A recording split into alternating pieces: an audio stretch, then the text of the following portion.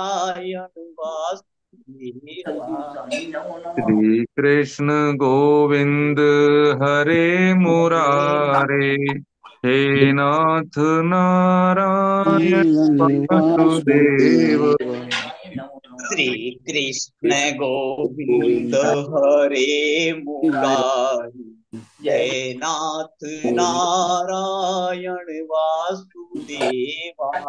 श्री कृष्ण गोविंद हरे मुरारे, जी पानी चालू कर दी। हे नाथ नारायण वासुदेव। अच्छा। श्री कृष्ण गोविंद हरे मुरारी, हे नाथ नारायण वासुदेवा। श्री कृष्ण गोविंद हरे मुरारे, हे नाथ नारायण वासुदेव।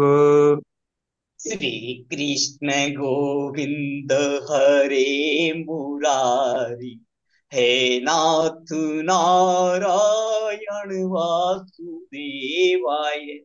श्री कृष्ण गोविंद हरे मुरारे, हे नाथ नारायण वासुदेव।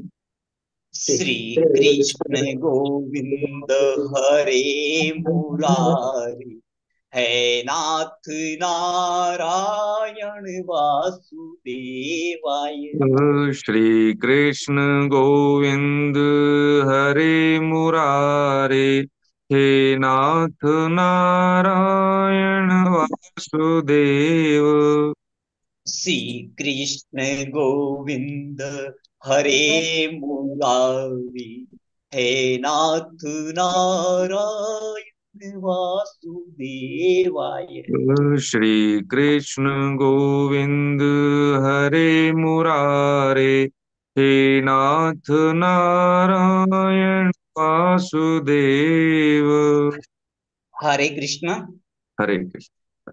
नहीं है मेरा ये संसार, न नहीं है। है ये मेरे लिए, सभी हैं कृष्ण के, तभी तो प्यारे हैं सद्वे सदा।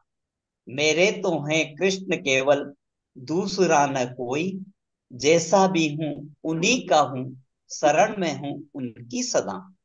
सुख दुख नहीं जग में, सिर्फ है परिस्थितियां। हे सभी प्रसाद प्रभु की, लो लगे कृष्ण से सदा। हरे कृष्ण।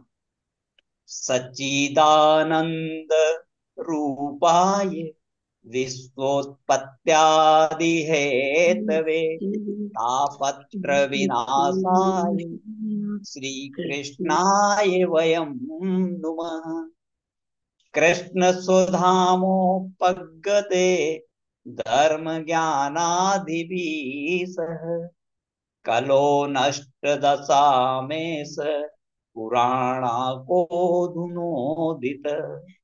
वसुदेव सुतं देवं, कंस चारुणमर्दनम, देवकी परमानंदम, कृष्णम वंदे जगद्गुरु। हरे कृष्ण।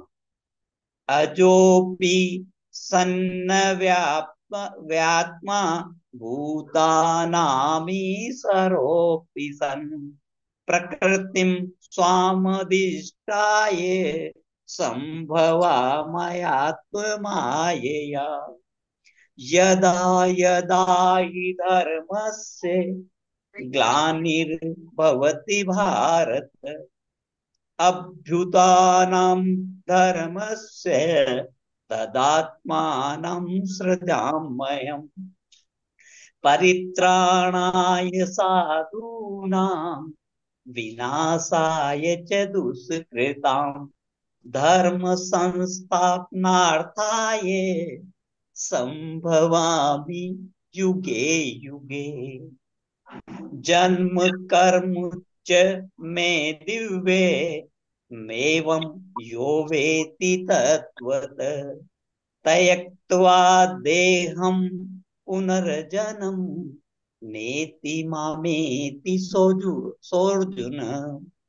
वीतराग भये क्रोधा, लोग पकड़ क्यों नहीं पाते रास्ता? अन्मया मामुपाश्रिता वह तो ज्ञान तपसा पूता मदभाव मांगता वसुदेव सुतं देवं कंस चारुर्मर्दनम देवकी परमानंदम श्री कृष्णम वंदे जगद्गुरु। श्री हरे कृष्ण। कृष्ण। हरे कृष्ण। प्रार्थना भी बोलो गुरुदेव।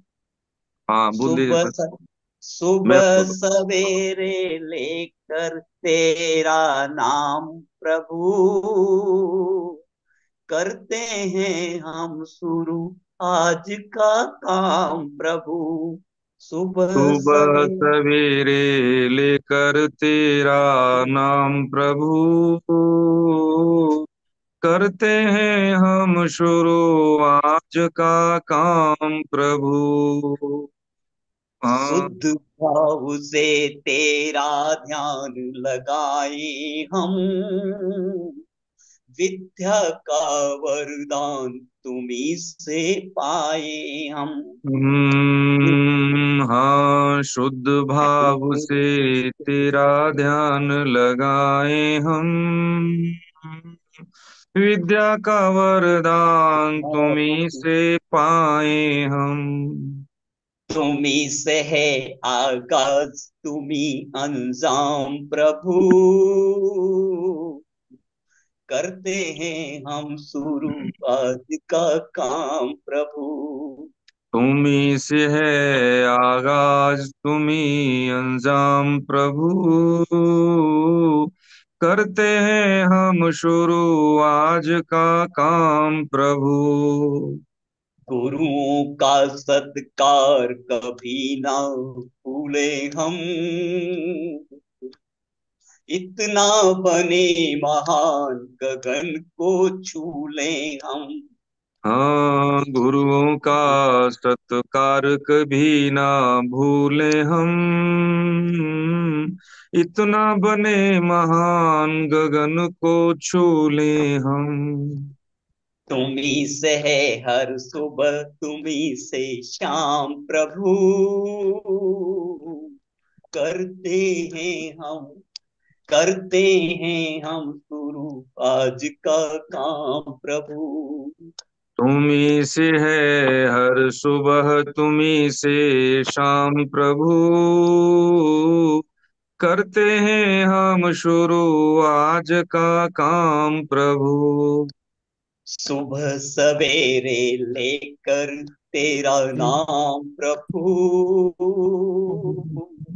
करते हैं हम शुरू आज का काम प्रभु। हरे कृष्ण। सुबह सवेरे लेकर तेरा नाम प्रभु करते हैं हम शुरू आज का काम प्रभु। हरे हरे कृष्ण। वसुदेव सुतं देवं कंस चाणूरमर्दनम् देवकी परमानन्दम् कृष्णं वन्दे जगद्गुरुम्। श्रीकृष्णं वन्दे जगद्गुरु। हरे कृष्ण। हरे कृष्ण। हरे आप कृष्ण। सभी वैष्णव जनों के चरणों में दंडवत। हरे कृष्ण। नारायणं नमस्कृत्य नरं चैव नरोत्तमं देवीं सरस्वतीं व्यासं ततो जयमुदीरये।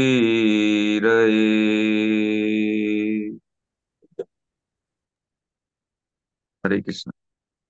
हरे कृष्ण। प्रभु आश्रय में परम श्रद्धेय स्वामी जी महाराज की साधक संजीवनी, उनका वाणी प्रसाद के आधार पर हम गीता समझ रहे हैं। गीता की उपयोगिता हमने जानी, और जब हम जान लेते हैं और उसे मान लेते हैं तो जीवन, हाँ, उस सफलता में हमें कोई शंका रहती नहीं। दरअसल हम करोड़ों जन्मों के संस्कार हैं, भोग बुद्धि के, सुख बुद्धि के, ये इसमें बाधा है। मूल बात। तो इसमें भगवान ने पहले अर्जुन के माध्यम से कलिकाल के जीवों के लिए यही बात बताई कि भाई, न तो हमें इतनी ज्यादा बुद्धि है, न सामर्थ्य है, न समय है, न शक्ति है।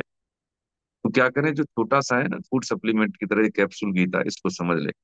हाँ, विवेक जागृत हो जाने के बाद विवेक की पुष्ट होके ज्ञान का प्रकटन होता है हमारे अंतःकरण में, है ना। फिर जो चीज हमें दिखती नहीं वो दिखने लगती है, जो सुनाई नहीं देती वो सुनाई देने लगती है, जो समझ में नहीं आती वो समझ में आने लगती है ना। ये भगवान ने कुछ सूत्र बताए हैं जीवन जीने के। ये जो गृहस्थ में सूत्र थे, अध्याय 3 का जो पूरा कर्म योग है, ऐसा किसी भी ग्रंथ में नहीं, है ना। हम गृहस्थ में कैसे जिए, ये बात है। और इसमें हमने ये भी समझाया, जैसे उन्होंने कहा कि भाई अध्याय 3 के पहले आरंभ में कि हम जब लक्ष्य प्राप्ति कर सकते हैं तो हम घोर कर्म में क्यों जाए। अरे भाई, सामर्थ्य हमारी वही है। तो भगवान ने बताया कि नहीं, कर्म तो तुझे करने पड़ेंगे, बिना कर्म के तू रह नहीं सकता। और नैष्कर्म्यता ये आती है, ज्ञान योग से भी आती है, कर्म योग से भी, लेकिन तेरी पात्रता वो नहीं है। तो हम, हमारे लिए क्या बताया भगवान ने, कर्मयोग। देखो, काम भर की बातें चीज लेते हैं, बाजार में बहुत सारी वस्तुएं, लेकिन हमारे काम की चीज क्या, हम वही लेते हैं। ऐसे ही कि हम क्या करें कि देखो, अध्यात्म बहुत, ये स्कोप है बहुत बड़ा। एक बार क्या हुआ कि ये उनका अरस्तु, अरस्तु का, जैसे वो था प्लूटो, प्लूटो का गुरु था, वो कौन, देखो नाम भूल गया मैं, सुकरात। सुकरात जी जब एक समुद्र के किनारे टहल रहे थे, तो वो बहुत ज्यादा तर्कशील और अध्यात्म के गूढ़ताओं के बारे में ऐसे सोच रहे थे। तो ऐसे ही देखा तो एक बच्चा वहां पे रो रहा है, रो रहा है। उन्होंने कहा कि भाई क्यों रो रहा है, कह रहे मैं इतनी देर से इस कटोरे में समुद्र को लाना चाह रहा हूँ, ये आ नहीं रहा। तो उन्होंने उसको गुरु माना और प्रणाम करके बोले, तूने मेरी गुत्थी सुलझा दी। मैं छोटे से कटोरे में इस समझ संसार के ज्ञान को बटोरने की कोशिश करता हूँ, तदनुकूल आचरण करता हूँ, बस यही मेरी गलती थी। हमें क्या करना है कि जो हमारे लिए उपयुक्त है बस उसको हम ध्यान दें। हम ज्यादा पकड़ने की कोशिश में हम सब कुछ छोड़ देते हैं, कुछ भी नहीं पकड़ पाते, है ना। हमें ये ज्यादा आता है, हमें वो ज्यादा आता है, ये इस बात को छोड़ के सिर्फ श्योर शॉट ले लें। जैसे भगवान ने एक निश्चयात्मक बुद्धि की बात की, फिर भगवान ने कर्म सिद्धांत बताया, फिर बताया कि कर्म सिद्धांत को अपनाने के लिए हमें क्या करना है, तो उन्होंने समता की बात की। जब समता की बात की तो क्या है, हमारी ऊर्जा, हमारा विचलन, ये सब क्या होता है, उपराम हो जाता है, होगा ही नहीं। अध्याय 3 में भगवान ने जब बताया कि तेरे लिए ये कर्म योग है, तो जब ये सी बात भगवान ने बताई कि निष्ठाएं बताई, ज्ञान योग की और कर्म योग की, हाँ दोनों लौकिक हैं, लेकिन भक्ति योग की निष्ठा क्या है कि जब ये दोनों सद जाएं, या जने ज्ञान योग के साधक के माध्यम से, ठीक है, ज्ञान योगी है तो, या कर्म योगी है तो कर्म योग के माध्यम से, लेकिन अंत तो गत्वा जो भक्ति योगी है ना, वो लक्ष्य है, वो साध्य है, वो साधन नहीं है। ये लौकिक है, वो अलौकिक है, पारलौकिक बात बताई भक्ति योग की जो निष्ठा बताई भगवान ने।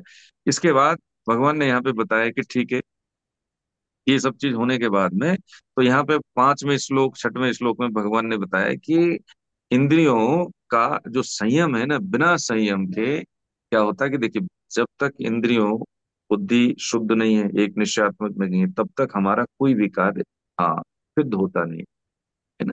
तो कार्य की सिद्धि के लिए क्या है कि पहले अपना शुद्ध होना बहुत जरूरी है। जब हम शुद्ध, अंतःकरण शुद्ध नहीं है, इंद्रियों पर नियंत्रण नहीं, तब तक हम भागते रहेंगे। ये बात भगवान ने बताई। और फिर बताया कि जैसे जो सृष्टि का जो चक्र बताया भगवान ने, कि सृष्टि इसी हिसाब से बनी हुई है कि हम एक दूसरे के लॉ ऑफ एसोसिएशन, साहचर्य नियम का पालन करने से ही हम समृद्ध हो सकते हैं। देखिए, क्योंकि आजकल देश अध्यात्म हम अलग अलग समझते हैं। जैसे हम सब जानते हैं कि उस समय सतयुग हो, त्रेता हो, द्वापर हो, जब तक देश अनुकूल नहीं है वहां कोई ना अध्यात्म हो सकता है, ना कोई क्या कर सकते हैं, मर्यादा का पालन हो सकता है। समझ रहे हैं इस चीज को।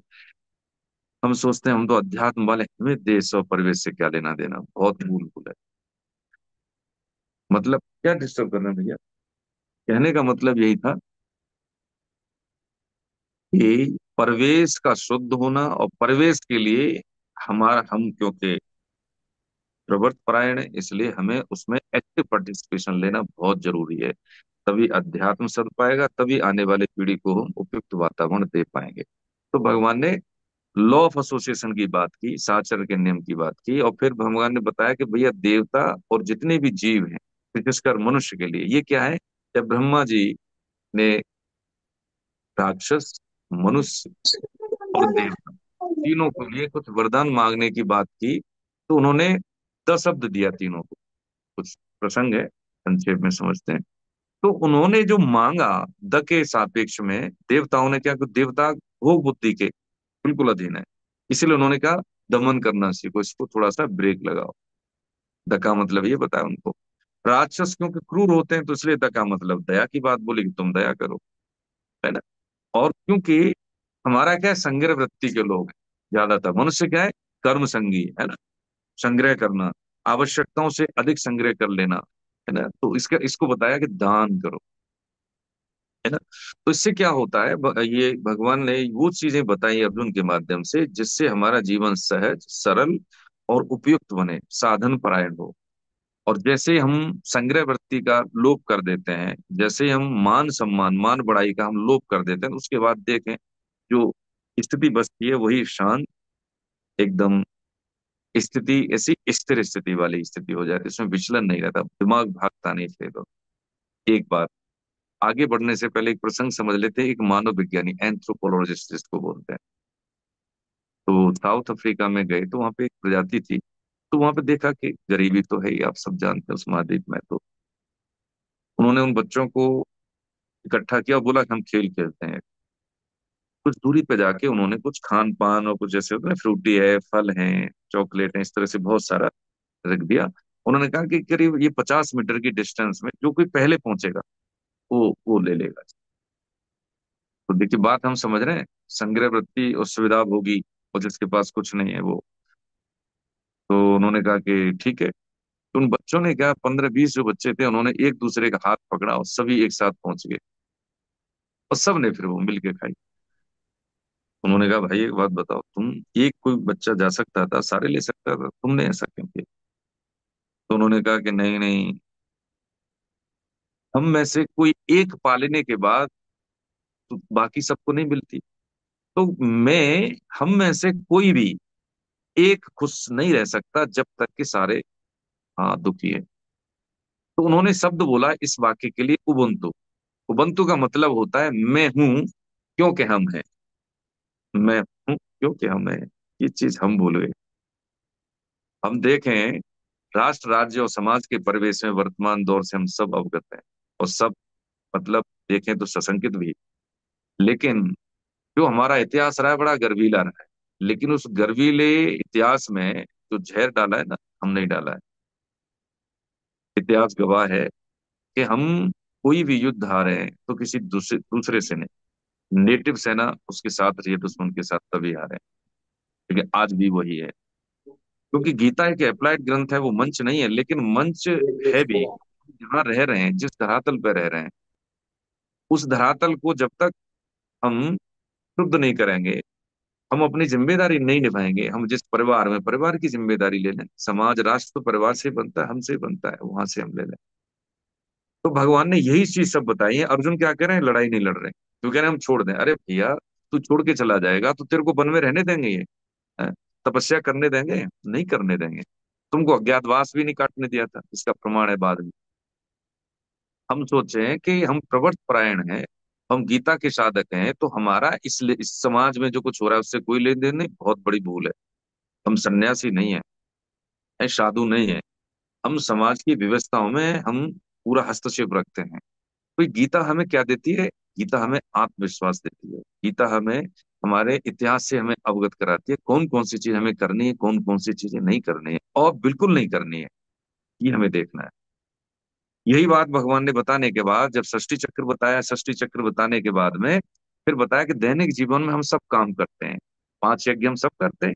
हाँ, उस यज्ञ के माध्यम से हम उतना कार्य कर लेते हैं कि ये सृष्टि में देखो, संसार में देना हमें आ गया तो संसार में जीना हमें आ गया। ये सिद्धांत है, कहने का मतलब ये है। मनुष्य ही एकीकृत करता है, चीजों को संग्रह करता है, इकट्ठा करता है। बाकी किसी जीव में वो शक्ति नहीं है। लेकिन देखा जाए तो मनुष्य के अलावा सामान्यतः सारे जीव अनुशासन में, समय से खाना, समय से पीना, एक निश्चित परिपाटी में रहना, जिसके साथ उसका संग होता है वंश वृद्धि के लिए, उसी के साथ वो संग करता है। हम और देख लें, मनुष्य को देख लें, और एक निश्चित समय अवधि में। बाकी मनुष्य 24 घंटे, कोई भी पल ऐसा नहीं जबकि वासना वृद्धि जो बुद्धि उसके मस्तिष्क में ना हो। मनुष्य का जो जीवन है वो बहुत ही इतना अप्रतम है, लेकिन केवल और केवल भोग बुद्धि के कारण, सुख बुद्धि के कारण, नाम बड़ाई आराम के कारण हम उससे ज्यादा देख नहीं पाते। अब क्योंकि हम गीता को, जैसे हमने बताया, अप्लाइड गीता और एक्टिव पार्टिसिपेशन है, और जो कोर्स पूरा होगा तो उसके बाद कहीं हम पहुंचेंगे, तो उसके लिए हम बार बार ये कहते हैं कि नाम और जवान के घर्षण से शरीर में दिव्य गुण पैदा होते हैं। छोटा मोटा अनुभव है, मैं कोई ऐसी बात नहीं, संतों के आश्रय में उन्हीं की कृपा से आपके चरणों में निवेदन करें। यदि हमें चार, नाम जप, उद्देश्य लेखन, गीता का स्वाध्याय और गीता से जोड़ना, ये करते गए, तो जो कोर्स है ना 9-10 महीने का, हाँ, वो हमें कहीं पहुंचाएगा। ये जो वासनाओं की चिंतन होता है ऑटोमेटिकली नहीं रहेगा। शरीरों का आकर्षण, भोग बुद्धि, है, सुख बुद्धि, है, नाम बड़ाई आराम, ये जो होता है शब्द रूप रसगंध स्पर्श मान बड़ाई आराम, जो आठ, वो ऑटोमेटिकली अंतःकरण शुद्ध होने से इसका चिंतन नहीं होगा। ठीक, यहाँ तक भगवान ने बताने के बाद ये सब बताए, 5 महायज्ञ बताए, और इसमें 15वें श्लोक में यहाँ पे ये बताया, 14-15 में क्या बताया, संपूर्ण प्राणी अन्न से उत्पन्न होते हैं। अन्न कौन? जिससे हमारे प्राण पोषण हो, वो अन्न है। किसी के लिए मिट्टी अन्न है, तो किसी के लिए घास अन्न है, किसी के लिए मांस अन्न है। अन्न एक व्यापक शब्द में यहाँ पे। यज्ञ कर्मों से संपन्न होता है, कर्मों को तू वेद से उत्पन्न जान। हाँ, अब ये आता है प्रश्न कई, तो कर्म कहाँ से पैदा हुए? वेद से, और वेद को अक्षर ब्रह्म से प्रकट हुआ जान। इसलिए सर्वव्यापी परमात्मा यज्ञ यानी कर्तव्य कर्म में नित्य, कर्तव्य कर्म जो हमारे लिए बना है। हाँ, हम समाज के एक अंग हैं, परिवार के मुखिया हैं, माता पिता हैं, पति पत्नी हैं, जो भी है, जहां पे भी है, जो हमारा कर्तव्य बनता है उसके लिए हमें पूरी निष्ठा से करना चाहिए। इसमें अलग से कुछ करने की आवश्यकता नहीं है। 16वां श्लोक, ये मुझे ही पढ़ना है इसमें सर, आदरणीय कमल शर्मा साहब, क्योंकि पिछली क्लास में कुछ सुधीजन छूट गए थे, तो मैंने मैसेज डाला था, क्योंकि जो छूट गए उनका भी होना जरूरी है, क्योंकि उन्होंने तैयारी की थी। मेरे हिसाब से जो पिछला क्रम है, जो मैंने आपको निवेदन किया था, मैंने शेयर भी किया है, उसमें यदि हो जाए तो ज्यादा ठीक रहेगा, है ना। मैडम चली गई थी बाहर, अभी आई नहीं, अमेरिका में, यूएसए में, तो वो थोड़ा सा उनसे छूट गई चीजें, टाइमली नहीं हो पाई, लेकिन हम इसको कर सकते हैं, है ना। नहीं, 16वां श्लोक मैं जिनके देख रहा नाम हूँ हो। ये बिल्कुल।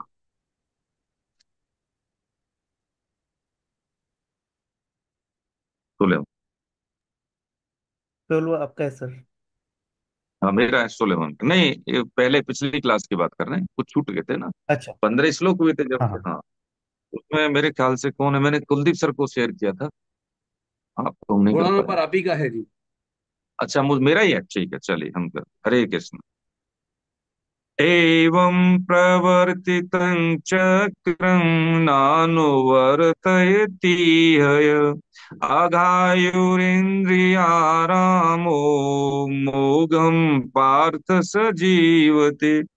हरे कृष्ण। मैं निवेदन करूं, कभी कभी होता क्या है कि जो गायत्री, जो सॉरी, जो गीता परिवार वालों का जो उच्चारण है वो आ जाता है, और कभी कभी ये स्वामी जी वाला, तो फॉलो तो मैं स्वामी जी का ही करता हूँ, लेकिन कभी कभी हो जाता है। ठीक है, तो उसके लिए मैं आपको नोटिस में डालना चाह रहा था। कह रहे हैं कि हे पार्थ, 16वां श्लोक, क्या कह रहे हैं, एवं प्रवर्तितम चक्रम, यानी हे पार्थ, जो मनुष्य श्लोक में इस प्रकार परमात्मा से प्रचलित षष्ठी चक्र के अनुसार नहीं चलता, वह इंद्रियों के द्वारा भोगों में रमण करने वाला, अघायु पाप में जीवन बिताने वाला मनुष्य संसार में व्यर्थ ही जीता है। ये बताया, ये बताया ऐसे ऐसे हमें जीना चाहिए। घर गृहस्थी का, जो हमारी आय का, शुद्ध आय का जो सेवन है, हमें कैसे करना चाहिए, है ना। दान, नियमित आय तो नियमित दान, है ना। गाय का निकालते हैं, कुत्ते का निकालते हैं, चींटी का निकालते हैं, अतिथि का है, माता पिता का है, जो भी निर्भर है उन सब का है। लेकिन ये हम न करके क्या करते हैं, देखिए, इकट्ठा कर लेते हैं। जो स्थितियां बनती हैं मनुष्य के जीवन को दिन समय के अनुसार निखारने की, वो लोग क्या बनती हैं, वो हमारी नित्य प्रति की जो वृत्ति है ना, हाँ, उसके अनुसार बनती है। वृत्ति का सुधार होता है शुद्ध आय के सेवन से। शुद्ध आय का सेवन, शुद्ध आय कब होती है, एक तो हम बिल्कुल ईमानदारी से कमाई हुई आय है, दूसरा क्या, उसमें से हम कुछ हिस्सा निकालते हैं। हमारा 10 रुपए में काम चलता है, 10,000 में काम चलता है, ठीक है। कुछ पैसा ज्यादा है तो किसी की मदद करने, बीमारी की, कोई गरीब आदमी है उसके इलाज में, गौशाला में, जिसको कोई जरूरत हो उसको दे दें, ठीक है। मानते हैं कि ज्यादा नहीं, लेकिन ये वृत्ति तो बना है, ये आदत में आएगा धीरे धीरे। तो इससे क्या होगा, हमारी बुद्धि शुद्ध होगी, इसका परिणाम ही है एकदम हृदय में शांति पैदा होती है ना। त्याग का मतलब है हृदय में शांति। त्याग करते हैं, वो त्याग कैसा होना चाहिए? योग पूर्वक त्याग, भोग पूर्वक त्याग नहीं कि बच गया इसलिए दे देना, नहीं। पहले देना है। जैसे खाना ज्यादा बन गया तो पहले निकाल दें किसी के लिए। हमें नहीं खाया जा रहा है इसलिए हम, देखो हमने देखा है कई बार गलियों में डाल देते हैं, गाय खा जाएगी, कुत्ता खा जाएगा, है ना, जानवर खा जाएगा। ये बहुत अशुद्ध व्यवहार है, ठीक नहीं। तो ये भगवान ने हमें जीने के कुछ तरीके बताए। यहाँ पे बताया 16वें श्लोक में कि पाप में जीवन जीने वाला है कौन? इंद्रियों के द्वारा। हम सब क्या करते हैं? अच्छा सुनने को मिले, है, चखने को मिले, जो जो इंद्रियों, सबके इंद्रियों के भोग एक उच्च स्तर पे मिले, और नहीं मिले तो उसके लिए हम कर्म संगी व्यवसाय करते हैं, अध्यवसाय करते हैं, झूठ सच बोलते हैं, दूसरों को धोखा देते हैं, किस लिए? इंद्रिय पोषण के लिए। अच्छा ये तो यहीं रह जाएगा शरीर, जाएगा क्या साथ में? बस यही अशांति रहती है। क्योंकि जो व्यक्ति, जैसे हम घर परिवार में, जैसे बच्चा है, हम कितनी समझाए वो नहीं कर रहा, अभी वो अपनी गलतियों को नहीं मानता। लेकिन जैसे ही उसको लगता है ना, माँ बाप लगते हैं हम समझा रहे हैं तब भी नहीं मान रहा, तो माता पिता को अशांति होती है कि देखो अपना नुकसान अपने आप कर रहे हैं, हम कैसे डांटे, कितना बोले, नहीं मानता। लेकिन जैसे ही बच्चा थोड़ा सा भी प्रयास करता है तो धीरे धीरे धीरे धीरे, हाँ, लगता है माता पिता को अभी लाइन पे आ गया। हम जीव हैं, कलिकाल के जीव हैं, लेकिन हमसे जो प्रयास बन पड़े उतना ही करें। तो उससे क्या होता है कि हमारी आगे की दृष्टि खुलती है, करने की दृष्टि खुलती है, क्षमता का संवर्धन होता है, धीरे धीरे हम आगे बढ़ जाते हैं। हम में से कोई भी यहाँ पहुंचा है तो सबने क ख ग ए बी सी सीखी है, तभी वो इतना एफिशिएंट बना है, कौशल युक्त बना है, सीधी सी बात है। तुम अध्यात्म में भी वो मानक अपना लें जो संसार में अपनाए, तो बिल्कुल पक्की बात है समय के अनुसार हम भी एफिशिएंट हो जाएंगे। यहाँ पे एक सावधानी की जरूरत होती है। हाँ, क्या सावधानी की जरूरत होती है? सावधानी की जरूरत होती है कि स्थूल बुद्धि यानी संसार के नियम यहाँ पे लागू नहीं है। अध्यात्म अलग चीज है, अध्यात्म में समय नहीं, भविष्य नहीं है ना। यहाँ पे क्या स्वीकार्यता है। तो जो घटन होता है अध्यात्म के नियमों का, वो अंतःकरण में हो जाता है ना। तो एक चीज यहाँ पे समझने की यही थी, एक लाइन में हम समझे तो क्या समझे? एक लाइन में समझने का सिर्फ एक ही बात है, चाह न पूरी हो। जैसे हमने कोई इच्छा की, न पूरी हो तो हमें क्या लगता है? हाँ, कमी लगती है। चाह न पूरी हो तो आह, अरे क्या करें, चाह न पूरी हो तो आह, और पूरी हो जाए तो वाह, क्या क्या हो गया, हमने ऐसा कर लिया। और अच्छा लगता है ना। और वाह वाह में देखे, वाह का उल्टा क्या होता है? हवा। जैसे गुब्बारे में हवा भर दो और उसमें पंचर कर दो तो हवा निकलेगी, कुछ नहीं, बस इतनी सी बात है ना। हमने समझा अभी अध्याय 2 में कि जब कामना पूरी हो जाती है तो लोभ, और कामना न पूरी हो तो क्रोध, दोनों में ही घाटा है ना। इसलिए भगवान ने समता की बात की कि जो निर्मल है, जो निर्विकार है, वो तत्व को कोई फर्क नहीं पड़ता। जैसे हम क्या है, शरीर को, ये बात समझ रहे हैं इस श्लोक को, देह भाव को हमने हमने इतना पकड़ रखा है कि शरीर मेरा है या मैं शरीर हूँ। तो शरीर मेरा है, शरीर में हूं, तो मन बुद्धि और जो सॉफ्टवेयर है गुण संग होने के कारण हम क्या करते हैं, ये इसके द्वारा जो हो रहा है हम मान लेते हैं हमारे द्वारा हो रहा है, ठीक है। अब ये बात समझ में आसानी से आएगी नहीं, जब हम साधन करेंगे तो समझ में आ जाएगी। देखते हैं कि जब जो पहले से ही अलग है वो बाद में अलग होता है। शरीर और शरीर ही पहले से अलग है, तभी तो शरीर छूटता है, तो शरीर ही अलग, शरीर ही रह गया। इस बात को हम मान लें दैनिक जीवन में। तो जो चीज, जैसे मैं कुर्ता पहना हूं, ये मेरा कुर्ता है तो इसकी जिम्मेदारी साफ सफाई की मेरी है, ठीक है। ऐसे ही जब आप पहने हैं कोई वस्त्र, आपका गंदा है तो आपकी जिम्मेदारी है, मेरे को क्या लेना देना उससे।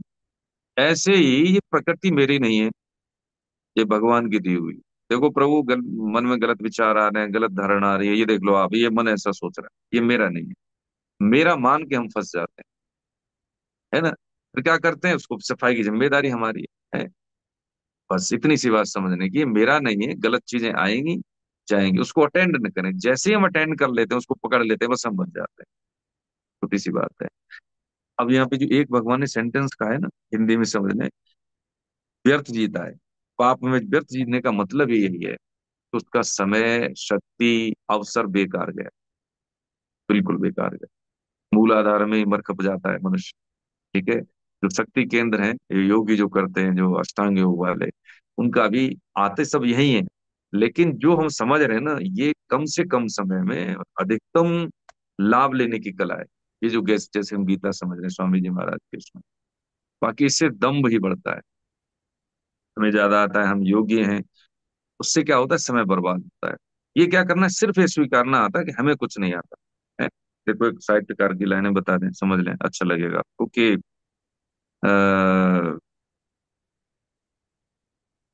इश्क में मेरा इंतहा मतले मैं अनपढ़ हूँ। इश्क में मतले इंतहा मेरा मैं अनपढ़ हूँ, मुझे तेरी याद के अलावा कुछ नहीं आता। ये भक्त की पहचान है कि हमें देखो, अकिंचन भाव है और हम कहीं जुड़ते भी हैं तो ऐसी जगह न जुड़े जहां पे पैसा डिमांड कुछ है, वो चीज माने। गुरु एक है ठीक है, लेकिन वहां पे हमें उपयुक्त चीजें नहीं मिल रही, तो फैकल्टी हमारी एक नहीं होती। भौतिक जीवन हम फैकल्टी बदल, क्या दिक्कत है, सम्मान उनका भी करें लेकिन आगे भी जुड़े, क्योंकि हमें उद्देश्य क्या है, उद्देश्य ये है कि हमें अपना जीवन सफल करना है। ठीक है, देश के लिए, समाज के लिए, अपने जीवन के लिए, कुल के लिए मुझे कुछ करना है, तो मैं एक जगह नहीं टिकूंगा। मुझे उपयुक्त चीजें नहीं मिल रही, ठीक है, कोई बात नहीं, प्रणाम है, उन्होंने भी कुछ हमें दिया, आगे बढ़ जाए, जहां पे बेटर है वहां के लिए चले जाएं। इसलिए ये कर्म योग का जो साधन है हमारे लिए उपयुक्त, सहज और सरल है। इसमें भटकन नहीं है, इसमें विचलन नहीं है, इसमें वो रिस्क नहीं है कि अरे ये तो समय बेकार गया, ये पक्की बात है। बाकी शरीर स्वस्थ बन जाएगा, शरीर स्वस्थ भी रहता है, ठीक है, लेकिन इस साधन से क्या है कि शरीर बीमारी नहीं होगा। जो कारक होते हैं वो कारक कर्मयोग से रहेंगे ही नहीं, मूल में ही नहीं रहेंगे, सॉफ्टवेयर में वो रहेंगे ही नहीं, तो बीमार कहाँ से होंगे। बीमार रहते हैं, जैसे अहम आ गया, हमारे अनुकूल व्यवहार नहीं हुआ था, हमें क्रोध आ गया। तो जितने भी साधन भगवान ने गिनाए, वो साधन कैसे बताए, अनुपयुक्त बताए, कहीं ना कहीं उसमें कोई ना कोई कमी थी। लेकिन जो कमी है उसको हम स्वीकार कर लें, और ममता आसक्ति का त्याग, हम जो कर्म संगी हैं उसका हम सेवा भाव से करें, तो इसमें कोई बाधा नहीं आती। भक्त का कभी पतन नहीं होता, हम देख लें। ठीक है, देख लें तो मुझे, ठीक है। हरे कृष्ण, ये बता दिया भगवान ने, क्या बताया 16वें श्लोक में, षष्ठी चक्र के अनुसार चलने की जिम्मेदारी मनुष्य पर ही है, क्योंकि ये, हाँ, विवेकवान है। बाकी सभी तो अपने स्वभाव से चलने के लिए परतंत्र हैं, है ना। परतंत्र का मतलब क्या है, उनके हाथ में कुछ नहीं है, वो एक विधान के अधीन है, सब कुछ उनका पहले से निश्चित है ना। अतः नियत कर्मों को करते हुए हम 100 वर्षों तक जिए, यानी जिंजी विषाद है, जिजी विषेत सतम क्षमा, यानी मैं संबंध पढ़ रहा हूँ, कौन सा संबंध, श्लोक 16, इससे ऊपर की लाइन। शास्त्रों में ऐसी प्रार्थना की गई है, लेकिन जो कर्तव्य पालन नहीं करते, तो व्यतिरेक विधि से भगवान ऐसे मनुष्यों की, व्यतिरेक विधि का मतलब होता है अन्वय और व्यतिरेक, है ना, दो शैलियां हैं साहित्य की। तो अन्वय का मतलब है जो है सो है, आपको सत्य बोलना चाहिए, लेकिन व्यतिरेक का मतलब है सीधी बात को उल्टे तरीके से कहना, है ना, ना सत्य विद्यते भावो ना भावो विद्यते सत्य, कि सत्य का कभी अभाव नहीं है, ये व्यतिरेक शैली है। इसका मतलब क्या है, सत्य हमेशा है। तो ये भगवान ने 16वें श्लोक में बताई। 16वें श्लोक की भावना यही है कि यदि हमारे जीवन में मर्यादा नहीं, देश प्रेम नहीं है, कुल परंपरा, दूसरों की सेवा के लिए हमारा, हमारी वृत्ति नहीं, तो ये जीवन हमारा कैसा है, यही पाप में जीवन है। हाँ, ये हम मान लें इस चीज को, लेकिन जो हो गया सो हो गया, अभी हम करने लग जाए तो हम फिर लाभ में रहें। कमरे में अंधेरा है, बटन दबा दिया, 10 साल से अंधेरा हो तो उजाला होने में एक पल नहीं लगनी, जैसे स्विच ऑन किया बस, इतना सा है। ये अध्यात्म का ज्ञान। ठीक है, हरे कृष्ण, आगे बढ़े तो। हाँ जी। श्रीमती कविता जी, कविता जी। 17-18। हरे कृष्ण। हरे हरे कृष्ण, कृष्ण। हरे कृष्ण, हरे कृष्ण। यस्तत्त्वात्मरितेरेव स्यादात्मत्रपतश्च मानवः आत्मन्येव च सन्तुष्ट हस्तस्य कार्यं न विद्यते नैव तस्य कृतेनार्थो नाकृते नेह कश्चन न चास्य सर्वभूतेषु कश्चिन्कर्तव्यपाश्रय। हे पार्थ, जो पुरुष इस लोक में इस प्रकार चलाए हुए सृष्टि चक्र के अनुसार नहीं बरतता, अर्थात शास्त्र अनुसार कर्म नहीं करता, वह इंद्रियों के सुख को भोगने वाला पाप आयु पुरुष व्यर्थ ही जीता है। परंतु जो मनुष्य आत्मा ही में प्रीति वाला हम्म, है और आत्मा हम्म, ही में तृप्त है तथा आत्मा ही में संतुष्ट होवे, उसके हम्म, लिए तो कोई कर्तव्य नहीं है, क्योंकि इस हम्म, संसार में उस पुरुष का किए हम्म, जाने से भी कोई प्रयोजन नहीं है और न हम्म, किए जाने से भी कोई प्रयोजन नहीं है, तथा हम्म, इसका संपूर्ण भूतों में कुछ भी हम्म, स्वार्थ संबंध नहीं है, तो भी हम्म, इसके द्वारा केवल लोक हितार्थ कर्म किए जाते हैं। हरे हम्म। कृष्ण। हरे कृष्ण, समझाइए कुछ अपने शब्दों में, मैडम प्लीज। आप ही बताइए सर। ये आप पुराने साधक हैं, ठीक है, अच्छा, ये आपकी बहुत हम्म। अच्छी आदत है, ऐसा कह रहे हैं, लेकिन हाँ मैं जानता हूँ, प्रभु कृपा आप, ठीक है, बहुत बहुत वंदन। हरे कृष्ण। जैसे मैडम ने भी पढ़ा है कि अब इसमें क्या, जो आत्मा राम कहा भगवान ने, इंद्रिय राम नहीं, पीछे इंद्रिय राम की बात हुई, अब आत्मा राम है जो अपने में ही संतुष्ट है। अपने में संतुष्ट का मतलब क्या होता है? अपने में संतुष्ट होने का मतलब होता है कि वो जानता है इस विधान के बारे में कि हमारा इसमें कुछ बस नहीं है, और जो हमारे पास है वो हमारा नहीं है, वो ये जानता है। तो क्या है कि जो भगवान के विधान में आके जो हमें कुछ समय मिला है, संसार में हम आगे, तो हमें परफॉर्म करना है, भगवान के आश्रय में करना है, उन पर विश्वास करके करना है, तो उसका मन कभी असंतुष्ट नहीं रहता। अब इस आत्माराम को समझने के लिए हम वेदांती शब्द गढ़ लें, देखो बहुत सारे हाँ, जो उसकी इंद्रियां बस में है तो उसका ये मन स्थिति प्रज्ञा, तो देखो जी, हाँ, वेदांत से मतलब होता क्या है कि विद्वता आती है, शिष्टता नहीं आती। हम्म, आ जाएगा, ठीक है, बहुत बड़े विद्वान है, बहुत बड़े, ठीक है, लेकिन जो शिष्टता है, जो आचरण में, जो अकिंचनता है, जो भगवान के जो विधान में है ना, जो आश्रयता है, वो नहीं आती उससे। तो वो कह रहे हैं, क्या कह रहे हैं? आत्माराम, इंद्रिय राम नहीं, जो कर्तव्य पालन से उऋण हो गया है। यानी कर्तव्य पालन से मतलब क्या है? उऋण, उऋण का मतलब जिसका अब कोई किसी पे ऋण नहीं रहा। तो देखो जी, इसमें भगवान ने कहा है, सिद्ध महापुरुषों ने भी कहा है कि जैसे कोई बच्चा हो, माता पिता ने छोड़ दिया होता है ना, कभी कभी छोड़ देते हैं अनाथ आश्रम में, और कोई गोद ले ले धनवान व्यक्ति, तो बताइए उसकी कौन सी उसने अध्यवसाय किया, कुछ किया? हमारे घर में कोई बच्चा आ गया, जैसे सुशीला मोटा जी हैं, इनके घर में पोता आ गया भैया, ठीक है, तो अपने माता पिता की कमाई का हकदार हो गया, और दादा दादा का भी कमाई का, वो सारा कुछ जो कमाया सब वही है, उसी का है, उसने कौन सा किया, वो तो दादा है, हाँ तो हाँ हमारा है सब। ऐसे ही सिद्ध महापुरुषों के संग में जो उनकी तपस्या का फल उनके साथ में बैठने से हमें मिल जाता है। हाँ, बैठने से, जैसे कुल में कोई बच्चा आ गया, जन्म ले लिया, बस उस कुल में आ गया, बस वही उसका कर्तव्य और वही उसका अधिकार। ऐसे ही हम संत महात्माओं की बात को मान लें तो जो उन्होंने साधन किए हैं ना, तप किए हैं, उस सारे तप का फल हमें भी मिल जाता है, ये अध्यात्म। तो क्या कह रहे हैं? वो यही कह रहे हैं कि भाई, परंतु जो मनुष्य अपने आप में ही रमण करने वाला, अपने आप में ही तृप्त और अपने आप में ही संतुष्ट है, उसके लिए कोई कर्तव्य शेष नहीं रहता। हाँ, अब कुछ नाथ न चाहिए, खाना पूरा हो गया, अब हमें, हाँ, किसी से सर्टिफिकेट नहीं लेना। लेकिन क्या है कि जब तक लेश मात्र भी भोग बुद्धि है, तो दूसरे से तुलना करके हम जीवन जीने के लिए कर्म संगी फिर बन जाता है। ये फिर क्या है कि साधन हमारा पूरा नहीं है, साधन परायण हम अभी है नहीं, हम साधक नहीं, साधक है, साधक वही, हाँ, जो सावधान। तो अब अपने आप में ही रमण करने वाले, ये बात ऐसे आनी चाहिए कि जैसे भी हमने समझा है सामान्य भाषा में, कि विधान में विश्वास, हमारा कोई इसमें हस्तक्षेप नहीं है, मेरा शरीर है लेकिन मेरा नियंत्रण नहीं है ना, मेरी श्वासें लेकिन मेरा नियंत्रण नहीं है। तो क्या नियंत्रण है? करने पे नियंत्रण है। क्या करने पे? मर्यादा युक्त आचरण। कैसे मर्यादा? गीता में भगवान ने बताया, इसको आधार मान लें। हाँ, आधार मान लें, विश्वास कर लें, ठीक है, हमें कहीं जाना नहीं है, जो भी हमें मिले हैं ना परिवारीजन, उनकी सेवा कर लेना ना, अपने आप में भगवान की पूजा है। देखिए, प्रकट शरीर से प्रकट सेवा, मानसिक शरीर से मानसिक सेवा। अब जैसे हम कहें कि देखो जी, माला गिन गिन के क्या करें, हम तो भगवान ने सब कुछ दिया, पूरा विश्वास है, तो जब मर जाए कभी नहीं होगा, हम तो लेते रहते, कभी नहीं लेते रहते। हमारा चिंतन क्या चलता है हम देख ले, नाम वही है। तो प्रकट शरीर से प्रकट सेवा का मतलब है कि प्रकट शरीर से प्रकट सेवा, भगवान का विग्रह, ठीक है, सुबह शाम दोपहर चार पैर जो कर सकते हैं करें, लेकिन जो प्रकट में माता है, पिता है, बच्चे हैं, पति है, पत्नी है, इस सब की सेवा, ये क्या प्रकट सेवा है? यही प्रकट सेवा जब हम प्रकट शरीर से करते हैं, तो जब आदत में, वृत्ति में शरीक हो जाती है, शामिल हो जाती है, फिर कैसी बन जाती है? मानसिक सेवा बन जाती है ना, अपने आप में रमण का मानसिक सेवा। फिर क्या करता है वो?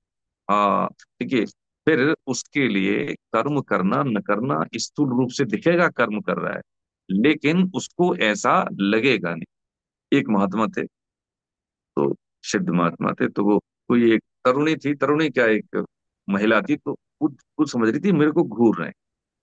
हमें समझ रहे हैं अपने में रमण करने वाला, देखो केंद्र की बात, श्लोक को पकड़ के चले। तो उन्होंने कहा, "अरे संतो, हमें इतनी देर से घूरे जा रहे हो, कैसे संतो?" तो उन्होंने कहा, क्या बताएं। उन्होंने कहा, देखो देवी, तो उन्होंने एक बात कहा उन्हीं की भाषा में कि आप हमारी बात तो समझेंगे नहीं, हमारे लिए तो सब भगवान है, उनकी सुंदर मूर्ति, आप बहुत सुंदर हैं, तो सुंदर मूर्ति है आप भगवान की। तो हम ये कह रहे कि इश्क करना अगर तुझे है मंजूर, तो देख ले उस नूर को जिस नूर का ये नूर है। ये किसने कहा? स्त्री ने कहा। उनको देख रहे थे ना, तो इश्क करना है अगर तुझे मंजूर, तो देख ले उस नूर को जिस नूर का तू नूर है ना। अब संत का जो जवाब था, उन्होंने कहा कि देखो, तुझसे गरज है न सूरत से तेरी, न तुझसे गरज है न तेरी सूरत से, न तुझसे यानी तुझसे गरज है न सूरत से तेरी, रचेता की हम तो कलम देखते हैं, और खुदाए खलक सारी मेरी तस्वीर के ये दाने हैं। यानी सृष्टि में जो कुछ दिख रहा है सब भगवान ही दिख रहा है। खुदाए खलक सारी मेरी तस्वीर के ये दाने हैं, नजर में फिरते रहते हैं और इबादत होती रहती है। तो ये स्थिति कब आती है? जब हम प्रकट शरीर से प्रकट एक्ट करते हैं, सेवा करें, ठीक है, विग्रह सेवा करें, नाम जप करें। अंत तो गत्वा क्या है कि हर इंद्रिय को काम मिल रहा है। कौन सा काम मिल रहा है? मर्यादा वाला धर्म का काम मिल रहा है, जो भगवान ने गिनाए हैं। हम किसी भी स्तर पे, हमें ज्यादा पढ़ना लिखना नहीं आता, कोई बात नहीं, ठीक है, लेकिन अंत तो गत्वा उद्देश्य क्या है? उद्देश्य ये है कि हमारा अंतःकरण साफ हो। जैसे ही अंतःकरण साफ होता है, वैसे ही, है ना, सन्मुख हो जीव मोह जब जन्म कोट अगना से, करोड़ों जन्मों के संस्कार पाप सब नष्ट हो जाते हैं, उसमें कोई बाधा नहीं। ये हम ही नहीं मानते। हमें ऐसा लगता है अभी तो 4 दिन से ही तो गीता पढ़ रहे हैं, या 10 दिन से ही तो तीर्थ यात्रा जा रहे हैं। तीर्थ कुर्वन्ति तीर्थानि, यानी तीर्थों को भी, भक्त जो है तीर्थों को भी तीर्थ बनाने की क्या रखता है? सामर्थ्य रखता है। गंगा जी ने उन्होंने कहा, भगवान ने कि महाराज सारे लोग मुझ में पाप धोएंगे तो मैं तो शुद्ध हो जाऊंगी। तो उन्होंने कहा, नहीं नहीं नहीं नहीं, संत महात्मा अभी आएंगे, उनके स्नान करने से तुम्हारी वही शक्ति वापस आ जाएगी। तुम्हें ऐसा नहीं होगा, है ना। तो भक्त जहाँ जाता है, भक्त जहाँ बोलता है, भक्त का कोई सहारा मिल जाता है, तो देखिए वो क्या होता है कि हाँ, वहां पे भगवान की शक्ति काम करती है, बिना प्रयास के, बिना कोई साधन के ही दूसरों का कल्याण कर देता है। इसलिए गीता का साधन, एक एक गीता का साधन, चाहे वो समाज हो, चाहे वो घर परिवार हो, यूनिट के तौर पर समाज हो, राष्ट्र हो, विश्व हो, एक भारी। भारत चीन का युद्ध हुआ था, उस समय जो भाई जी महाराज ने अनुष्ठान किए, ठीक है, तो देखिए जो संबल मिला, अब विश्वास होगा नहीं क्योंकि हम इतिहास पढ़ते नहीं। अब तो व्हाट्सएप यूनिवर्सिटी आ गई है, तो टुकड़ों में जो आधा अधूरा, अध कचरा, अशुद्ध, अप्रमाणिक, उसी को हम मान लेते हैं, है ना। तो हम देखें कि उन्होंने अपने अनुष्ठान से अपने तप का फल अपने सैनिकों को दिया। कल्याण की बात बता रहे हैं हम। उसमें आया था कि बिना किसी कारक के ही वो सेना पीछे हटने लगी। और कुछ बुद्धि भगवान भी शुद्ध करते हैं, ठीक है, भगवान भी शुद्ध करते हैं। देखो हमारे पास वो राजनीतिक शक्ति नहीं थी, वो न राजनीतिक कमिटमेंट था, लेकिन कुछ गलतियां हमारे पूर्वजों ने की हैं, उसका परिणाम पीढ़ी भुगत रही है। लेकिन आज जो हम गलती कर रहे हैं ना प्रभु जी, हम सोच रहे हैं कि भाई करोड़ रुपए इकट्ठे करके जाएंगे, काय का करोड़? अफगानिस्तान में सब छोड़ के चले गए। जब राष्ट्र राष्ट्र ही नहीं रहा, तो काय की सुविधा, काय का लॉ एंड ऑर्डर, क्या सुविधाएं, क्या शांति, क्या सुरक्षा? कुछ भी नहीं है। कमा के रख जाए, कोई दूसरा ही लेगा उसको। हाँ, लेते रहे। आज भी ऐसा ही होगा। हम देखिए, आप इस चीज को हम समझ ले हैं। श्रीनगर की स्थापना किसने की? सम्राट अशोक। सम्राट अशोक ने कलिंग युद्ध 261 ईसा पूर्व कह दिया, हम तो भाई युद्ध नहीं करेंगे। ठीक है, नहीं करोगे, राजा ने अपना कर्तव्य छोड़ दिया। राजा अहिंसक, प्रजा नपुंसक। उसके बाद देखो, ऋषि कश्यप के नाम पे कश्मीर नाम पड़ा उसका। पश्तून आए, दुर्रानी आए, सिख शासकों से अंग्रेजों ने टेक ओवर कर लिया, और अंग्रेजों ने बेच दिया किसको? डोगरा शासन को। डोगरा शासन का जो अंतिम शासक कौन थे? हरि सिंह। हरि सिंह सब जानते हैं, डोगरा शासक थे। हरि सिंह का प्रधानमंत्री था कौन? शेख अब्दुल्ला, फारूक अब्दुल्ला का बाप, ठीक है, शेख अब्दुल्ला। बहुत चतुर, प्रधानमंत्री था उनका।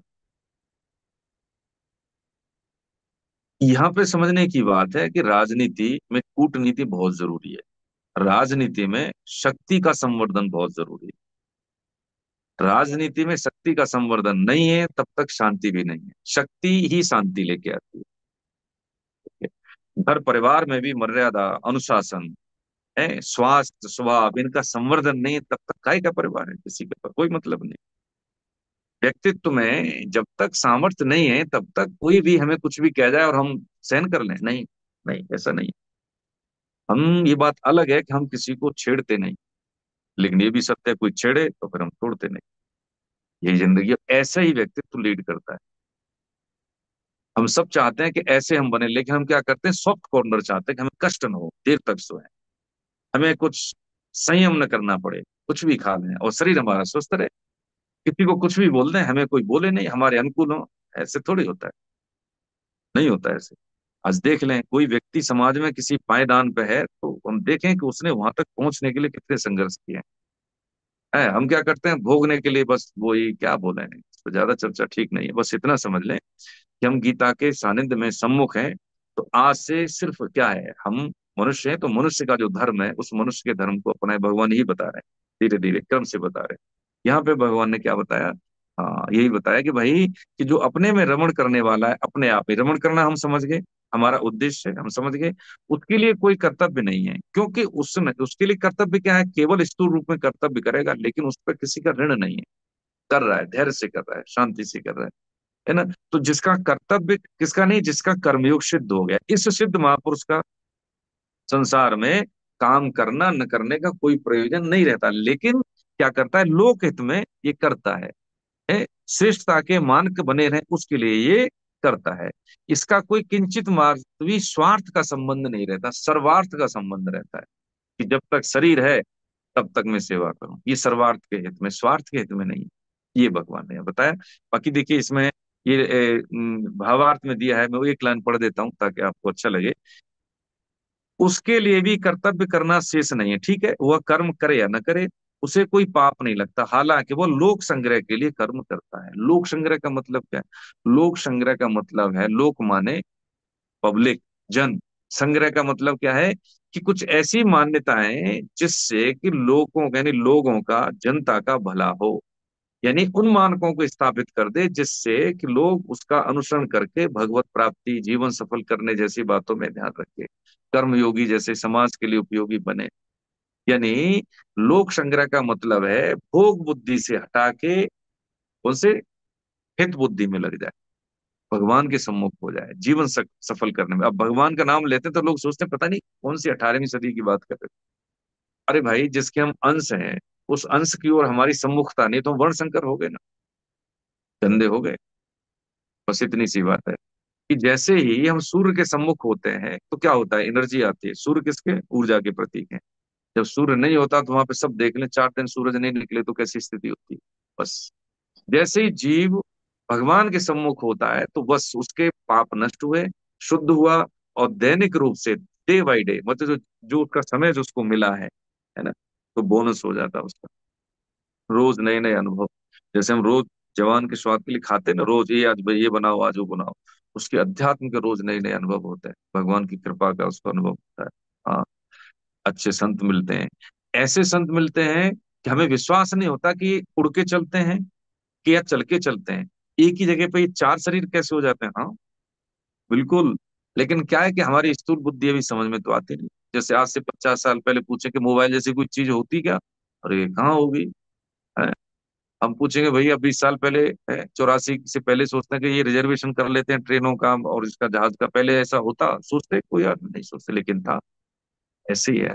अभी जितना हम भौतिक दृष्टि से संसार को समझ पाए, अध्यात्म तो हम कुछ भी नहीं समझे, बहुत गूढ़ है, और बहुत स्थूल संसार से सूक्ष्म संसार कई कई गुना बेहतर है, बड़ा है, बहुत समझ में नहीं आता। ये उस विधान में एंट्री करके ही समझ में आने लगते हैं। इसको कभी ज्ञान के आधार पे छोटी सी कटोरी है, इसमें कुछ नहीं आएगा। हाँ, ये बात हम समझ लें, ठीक है। हरे कृष्ण, आगे बढ़े प्रभु जी। 19-20। किनका है? हरे कृष्णा प्रभु जी। प्रणाम। 19-20 और 21, हाँ साहब, पढ़े। ठीक है संबंध साहब। पढ़ देता हूँ। हाँ, बहुत पू- बढ़िया रहेगा पू- संबंध पढ़ेंगे। पूर्व श्लोक में वर्णित सिद्ध पुरुष की स्थिति को हम्म। प्राप्त करने के लिए मनुष्य मात्र कैसे कर्म करे, इसको हम्म। सार रूप में बताते हुए राजा जनक एवं हाँ। स्वयं के उदाहरण से मनुष्य मात्र को लोक संग्रह हेतु हम्म। कर्तव्य कर्म करने की प्रेरणा देते हैं। हम्म। तस्मादसक्त सततम कार्यम कर्म समाचरः, हम्म। असक्तो ह्याचरन् कर्म परमाप्नोति पुरुषः। कर्मणेव हि संसिद्धम् आस्थिता जनकादय, लोकसंग्रहमेवापि सम्प्रश्यन् कर्तुमर्हसि। यद्यदाचरति श्रेष्ठस्तत्तदेवेतरो जनः, स यत्प्रमाणं कुरुते लोकस्तदनुवर्तते। इसलिए तू निरंतर आसक्ति रहित होकर कर्तव्य कर्म को भली भांति आचरण कर, क्योंकि हम्म। आसक्ति रहित होकर कर्म करता हुआ मनुष्य हम्म। परमात्मा को प्राप्त हो जाता है। राजा जनक जैसे अनेक महापुरुष भी कर्मयोग के द्वारा ही परम सिद्धि को प्राप्त हुए थे। इसलिए लोक संग्रह को देखते हुए तू भी निष्काम भाव से कर्म करने के ही योग्य है, हम्म। अर्थात अवश्य करना चाहिए। श्रेष्ठ मनुष्य जो जो आचरण करता है, दूसरे मनुष्य को वैसा वैसा ही आचरण करते हैं। वह जो कुछ प्रमाण कर देता है, दूसरे तो, मनुष्य उसी के अनुसार आचरण करते हैं। हरे कृष्ण प्रभु जी। अरे, थोड़ा सा, समझाइए थोड़ा सा। हाँ हाँ। हाँ, थोड़ा सा समझा देता हूँ। हाँ। श्लोक हम्म। 19 में भगवान कहते हैं कि कर्म फल में आसक्त हुए बिना अपना कर्तव्य समझकर हर काम हमें करना चाहिए। उसी से हम लोग हमें भगवान की प्राप्ति होगी, क्योंकि आसक्त होकर कर्म करने से ही परम ब्रह्म पर ब्रह्म की प्राप्ति होती है। तो श्लोक 19 का भावार्थ यही है कि हमें जो भी कर्म करना है आसक्ति रहित होकर करना है, और एक अच्छे आचरण के हिसाब से करना है। श्लोक 20 में क्या है कि जैसे राजा जनक ने अपने नियत कर्मों को करने से ही सिद्धि प्राप्त कर ली थी, ऐसे ही सामान्य जनों को भी, जो हम जैसे नॉर्मल लोग हैं, वो भी अच्छे कार्य करें, अच्छे आचरण के हिसाब से करें, तो हमारे भी कर्म सही हो सकते हैं और हम भी परब्रह्म को प्राप्त कर सकते हैं। श्लोक 21 में क्या बोला जा रहा है कि लोग फॉलो करते हैं जो महापुरुष या जो समाज में कुछ वैल्यू है, उन लोगों को फॉलो करते हैं। तो सामान्य व्यक्ति उसी का अनुसरण करता है जैसा आचरण महापुरुष लोग समाज में करते हैं। तो इस श्लोक में यही कहा है कि श्रेष्ठ मनुष्य जैसा आचरण करता है, वैसे ही मनुष्य वो आचरण भी करते हैं। हरे कृष्ण प्रभु जी।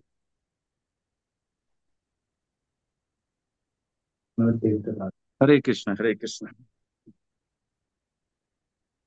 इसमें जो भगवान ने 19 20 21 में हम्म, यही एक ऐसा उदाहरण लिया जनक जी का, बाकी किसी तीसरे व्यक्ति की चर्चा हम्म, भगवान ने नहीं की। अब देखिए, सीखने का बात इसमें यह है, स्पष्टतः हमें जीवन में हम सभी को मिलती है सीख, लेकिन तवज्जो नहीं देते।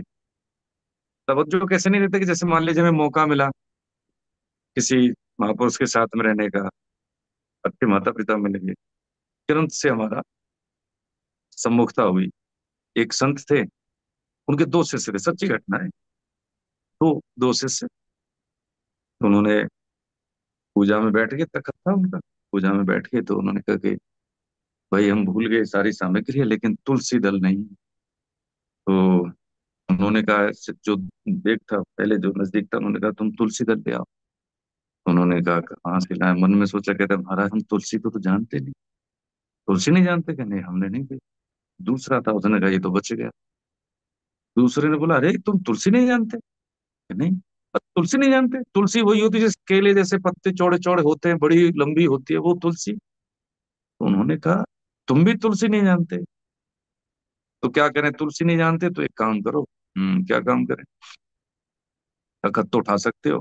अब हम तो पूजा में बैठे उठ नहीं सकते, तखत उठाओ हमें ही ले चलो, हम ही सुन लेंगे। अब क्या करें, दोनों तखत को लेके गए हैं, संत महात्मा ने तुलसी चुनी और लेके आ गए। अब उन्होंने कहा अब तुलसी भूलोगे कभी? करे महाराज अब कर, तुलसी अब कभी नहीं भूलूंगी। अब समझने की बात यह है कि जो फैकल्टी है, जो वातावरण है, जो वातावरण देने वाले हैं, वातावरण प्रदाता, कौन वातावरण प्रदाता? जो अपने से संबंधित का उद्धार करना चाहे, कल्याण करना चाहे, माता पिता हो, गुरुजन हो, कोई भी हो, शुभ चिंतक हो, उनका क्या है कि उसकी कमी को पकड़ के तदनुकूल उसको इलाज कर देना। किसी को बुखार है, बुखार की टेबलेट दे दी, डॉक्टर ही तो करते हैं, वही ये आध्यात्मिक डॉक्टर हैं। वो हार्डवेयर के हैं, वो सॉफ्टवेयर के। बस इतनी सी बात समझने की है कि जैसे ही वो शुद्ध होता है, ठीक होता है, तो उसकी सामर्थ्य बढ़ती है।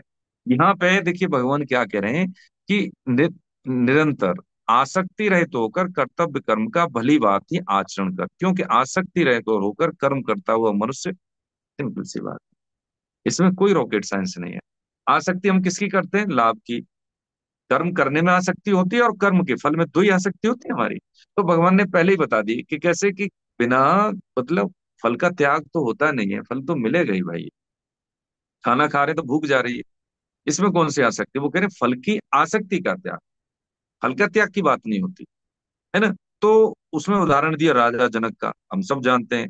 सुखदेव जी को जो अंतिम उपदेश मिला, पिताजी की बात नहीं मानी है, भगवान वेद व्यास जी जैसे पिता थे उनके, लेकिन वो बताने में समर्थ रहे कि भाई राजा हूँ, सब कुछ हूँ, लेकिन जैसे हमने तुम्हारे हाथ में तेल का कटोरा दिया और पीछे नंगी तलवार के सैनिक इधर उधर, एक छलक भी गया, एक बूंद भी, तो मार देंगे आपको। तो आपने जो हमारा नगर देखते हुए भी नहीं देखा, ऐसे ही मेरा क्या है, दृष्टि किस पे, उद्देश्य पे है कि ये मेरा जो है पतन न हो जाए। तो मैं भोग भोगते हुए भी भोग नहीं भोगता, मैं जानता हूं कि इसका कोई महत्व नहीं है। एक बात तो समझ लीजिए, जैसे मान लीजिए कि कोई गंद, हमें किसी को मान लीजिए रसगुल्ला में, किसी को जैसे धीरज जी से ये बात हो रही है, धीरज जी को बहुत रसगुल्ला पसंद है, खीर पसंद है, है माता जी ने खीर बना दी तो सब्जी नहीं खाएंगे, खीर से रोटी खा जाएंगे, है खीर ही खा जाएंगे, लेकिन सब्जी नहीं खाएंगे क्योंकि पसंद खीर है। अब उसमें कोई जहर डाल दे तो खाएंगे धीरज जी? या गंदगी कोई डाल दे, अरे कितनी भी पसंद है नहीं खाएंगे, अरे भाई आप पसंद करते थे खाओ, मैं कैसे खाएं, हम नहीं खाएंगे। बस ये जान लिया ना उन्होंने कि इसमें जहर है, इसमें क्या है, गंदगी है, नहीं खाऊंगा, पसंद है हाँ तो नहीं खाऊंगा, हाँ नहीं खाऊंगा। सही है। जब हमें ये बोध हो जाए कि भैया ये विषय है ना, विषय क्या है, विष है, विष तो एक ही जीवन खराब करता है, विषय तो करोड़ों जीवन खराब कर देता है। ये जान गए ना, फिर आदमी बिल्कुल सचेत रहता है, करवद लिए भगवान से प्रार्थना करता है, प्रभु बचा लो बचा लो, तो भगवान उसकी जिम्मेदारी ले लेते हैं। पक्की बात है प्रभु जी। अब हमारे पास शरीर है, शक्ति है, इंद्रियां काम में है, रिटायर हो गए तो क्या हुआ, हम खा रहे हैं ना, पी रहे हैं ना, सोच रहे हैं ना, तो कहाँ से? ये तो हमारे पास ठीक है, एक विधान है कि 60 के बाद हो गए, जिंदगी तो अभी भी है भाई, है। तो जो समय बचा है उसको पूरे पुरुषार्थ के साथ क्यों नहीं जिए? ठीक है, किसी पे निर्भरता नहीं होनी, निर्भर होना है तो सिर्फ एक पे, किस पे? ईश्वर पे, और किसी की निर्भरता नहीं। हाँ हमारा बस चले तो भैया हमसे ले जाओ, हमें किसी का कुछ नहीं चाहिए, ठीक सम्मान हाँ हम ही दे देंगे, मन दो कोई दिक्कत नहीं, लेकिन हमें जो करना है वो करेंगे। यदि हमारे रास्ते में आगे ना अपने निजी जन, तो उसको भी छोड़ देंगे। अर्जुन को तो मरवा दिया, अर्जुन से मरवाए ना। हाँ तेरे जने तो ठीक है, अब तेरे जने तो क्या करें, गलत काम करे तो मारो इनको, हाँ मरवाए। यही धर्म है। इसलिए गीता जैसा ग्रंथ पूरी सृष्टि में नहीं है, भगवान की वाणी है, इसलिए ये आज भी प्रासंगिक है जितने के इस काल में थी प्रभु जी। इस लोग पढ़ के आगे चले गए तो कोई फायदा नहीं है। हमारा तो जैसे यहाँ पे आगे तो कोशिश होती है, सेवा मिली है हमें, ज्यादा तो कुछ आता नहीं, तो ये सेवा में व्यवधान न हो, ये बरकरार रहे, तो कोशिश होती है कहीं पे भी तब भी चलो ऑनलाइन हो जाती है तो हो जाए, लेकिन हम देखते हैं कि हमारे जो साथी जन है ना, वो देखते हैं कि देखो हम फलानी जगह आ गए, हम तो ये कर रहे हैं, हम तो वो कर रहे हैं। अरे भैया अनुष्ठान भी करने गए ना हम, तो अनुष्ठान की जो विधि है ना वो गीता ही देती है। अब मान लीजिए कि अभी युद्ध लड़ रहा है कोई व्यक्ति, तो देशों में हो रहा है ना, हम सब जानते हैं, यदि कोई इस समय हमें हथियार दे, एफिशिएंट हथियार दे, तो किसी काम का है? किसी काम का नहीं, क्योंकि उसको चलाने के लिए ना तो हमें ज्ञान है, मैसेज में भी यही हमने निवेदन किया था, और न उसकी पद्धति के बारे में पता है। और जब ज्ञान नहीं है, पद्धति के बारे में पता नहीं है, तो जब हम चलाएंगे भी तो हमें कॉन्फिडेंस नहीं होगा, उससे लाभ नहीं ले पाएंगे।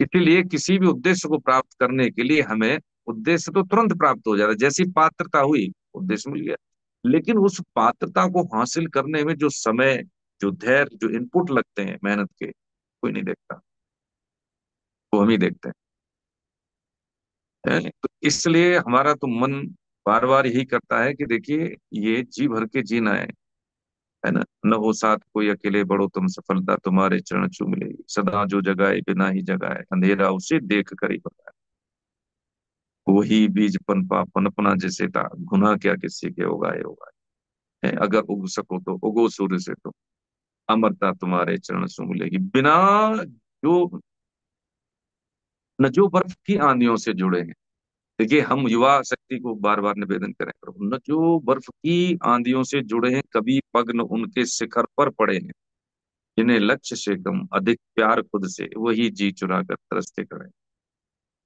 है अगर बन सको तो पखेरु बनो तुम, है प्रवरता तुम्हारे चरण चूम लेगी। ये जो शब्द है, ये शब्द यदि कोई साधक जैसा, आप जैसा कोई सुधीजन बोलता है, तो सामने वाले के हृदय में उतरता है। एक शब्द है कि वो सीमा पे जाके लड़ता है, एक शब्द है कि वो व्यक्ति अपने जितने भी है किंतु परंतु होते हैं, सब वहां पे आगे बढ़ के अपना उत्सर्ग करने का होता है महोत्सव। ये हमारी भारतीय सेना का विश्व में ऐसा कोई कोई उदाहरण नहीं, ये भारतीय सेना है। मैंने एक बार उदाहरण दिया था, आपको याद न हो, मैं फिर एक सेकंड में बता निवेदन करूं कि हरि सिंह नलवा के उदाहरण पर 1979 में सोवियत रूस के एक जनरल ने कहा था कि देखो जी, हम अफगानिस्तान जैसे देश में सफल नहीं है और नहीं होंगे, लेकिन नहीं माना सोवियत रूस। 1989 में 10 साल के बाद, 10-11 साल के बाद, फिर वही कहता है कि जो हमारे पूर्व जनरल थे, जब उन्होंने यही कहा था, सही कहा था कि हम नहीं, वहां पे हमारे पास वो चीज नहीं है, ना तो हम सिख है, ना हमारे पास वो तकनीकी है कि उस जो जो जियो भौगोलिक, यानी जो भौगोलिक स्थिति है, उसमें हम सफल नहीं, वो टेक्नोलॉजी हमारे पास नहीं है, और हम सिख नहीं है। सिखों ने उनको परास्त किया था। 30 साल तक जो प्रतिरोध दिया, पूरा उत्तर पश्चिम भारत एकदम उन्होंने लॉक कर दिया था। मजा लेके कोई आ जाए, क्या था? केवल विल पावर, शक्ति यहाँ भुजाओं में नहीं होती, इसमें होती है शक्ति। ये हमारे सैनिक करते हैं, हमारी देखो बहन करती है, देखा आप सब जानते हैं कि कहाँ से शक्ति आती है। अध्यात्म हमारे जीवन में इतना है तो हम इतना कर जाते हैं, लेकिन अध्यात्म हमारे जीवन में, यदि अध्यात्म ही अध्यात्म है, तो हमारी सीमा नहीं रहती, व्यक्ति फिर असीमित हो जाता है। हाँ, ये बात समझने की है प्रभु जी, असीमित हो जाता है उसके लिए। हाँ, अर्जुन जैसी शक्ति पाना कोई, क्योंकि शक्ति तो देने वाले देवता है ना। अब जैसे मान लीजिए कि कोई है बैठे हैं, मान लीजिए ये सम्राट जी है, कोई कहे कि भाई युक्त बच्चा ठीक है, ये उपयोगी है, ये उपयुक्त है, यानी कहने का मतलब ये लायक बच्चा है, 4 बच्चों में लायक है, तो माँ बाप इसी पर जा रहे थे पितरा ठहरे, ये कर तू, ये कर तू, ऐसा कर तू, वैसा कर, वैसा कर, क्यों? उम्मीद भी इससे ज्यादा करें। यदि ऐसा हमारे साथ है तो हमें खुश होना चाहिए, हाँ, कि कोई हम पे इतना विश्वास करता है। विश्वास करता है कि नहीं करता? बस इसलिए, क्योंकि जो उपयुक्त है उसी को भगवान मौका देते हैं, कष्ट भी उसी को देते हैं, कि ताकि वो फेस करके आगे के कष्टों के लिए वो कैसा हो जाए, तैयार हो जाए, शक्ति का संवर्धन कर ले। प्रतिरोध जो होता है, वो प्रतिरोध हमें क्या सिखाता है कि आगे आने वाली चुनौतियों को फेस करने के लिए हमें वो शक्ति देता है। अरे करोड़ों का पैकेज मिल गया, अपना शादी ब्याह की, घर और ये सब, बच्चे हुए, खा पी के मर कप गए, जिंदगी है बताओ, क्या जिंदगी?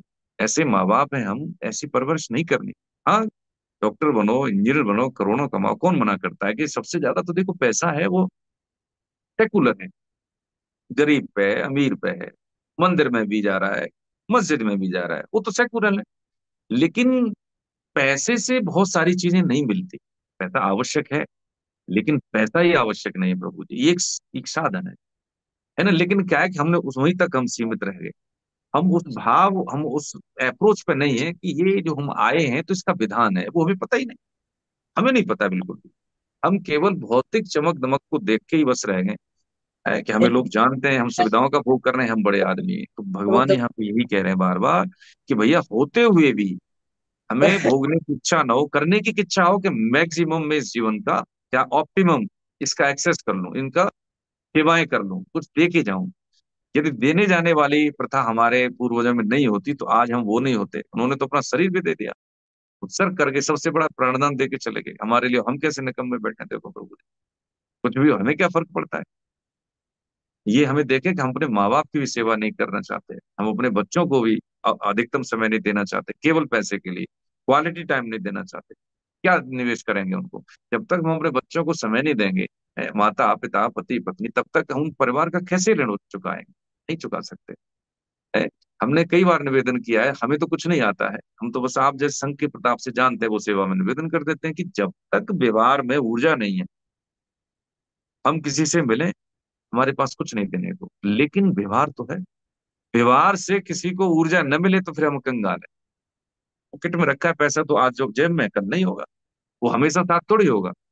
हमेशा भजन का बल हमेशा साथ होता है, जैसे धन का बल है। हमारे पास धन है तो हमारे पास, हम मार्केट नहीं जा रहे तो सामान आ जाएगा, ऑनलाइन आ जाएगा, अभी हम समझ लें। लेकिन धन नहीं है तो बाजार में जाके भी कुछ नहीं सामान मिले।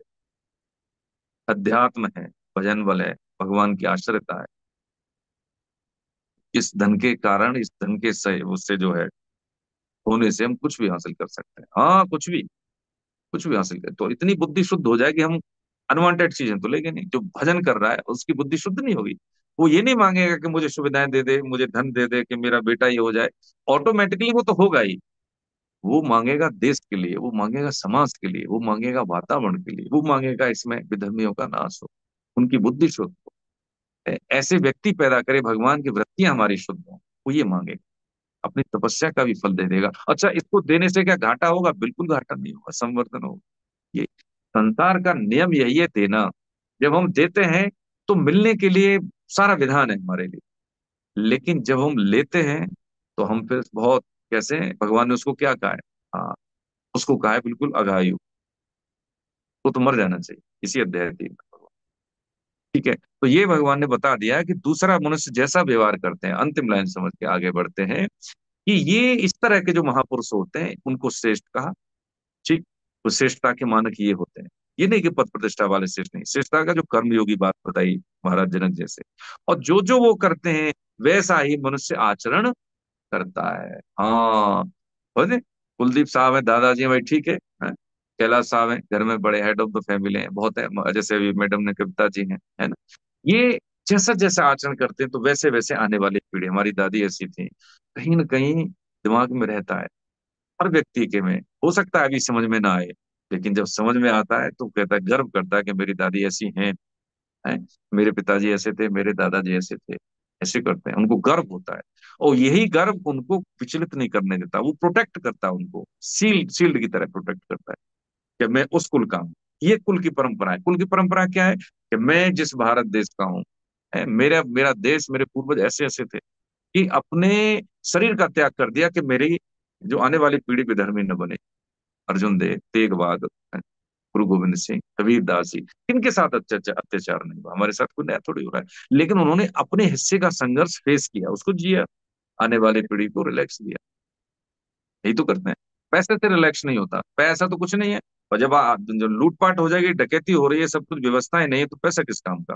लेकिन व्यवस्थाएं ठीक हो गई, हमारा समाज ठीक हो गया, हमारा परिवार ठीक हो गया, परिवार यूनिट है समाज की, परिवार समाज फिर राष्ट्र आता है। तो ये क्रम हमसे ही बनता है शुरू, पहले मैं।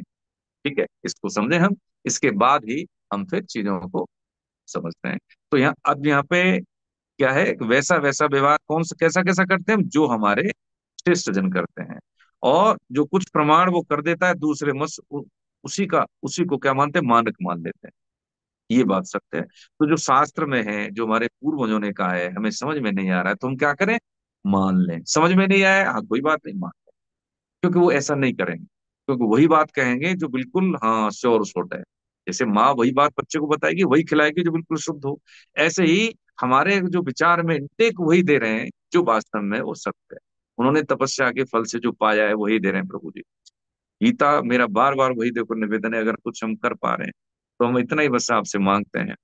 भिक्षा मांगे या कुछ भी समझ लें, कि हम अपने बच्चों को समय दें, हम अपने बच्चों को सुविधा भोगी नहीं बनाए। है सुविधा दे, कोई दिक्कत नहीं, लेकिन उनको सिखाएं वो चीज कि यदि नहीं है तो कैसे सरवाइव करना है। भगवान राम को दी दशरथ ने, वो पिता है, वन में गए, समानता सिखाए।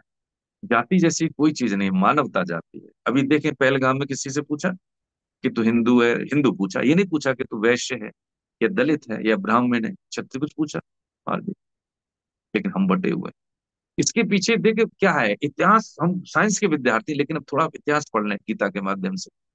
गीता पढ़ लेंगे तो इतिहास समझ लेंगे। हम इतना समय नहीं होता, चलो जो साइंस स्ट्रीम के बच्चे हैं, डॉक्टरी के बच्चे हैं, या और भी कोई विधा के बच्चे हैं, लेकिन जो अपना विधिक डॉक्यूमेंट है गीता, इसी से निकला है हमारा जो है संविधान, जो आज विधिक डॉक्यूमेंट जिसकी हम बात कर रहे हैं। ये क्या है, ये मतलब वांग में है पूरा। इसी से मानवता के क्या निकले, सूत्र निकले हैं।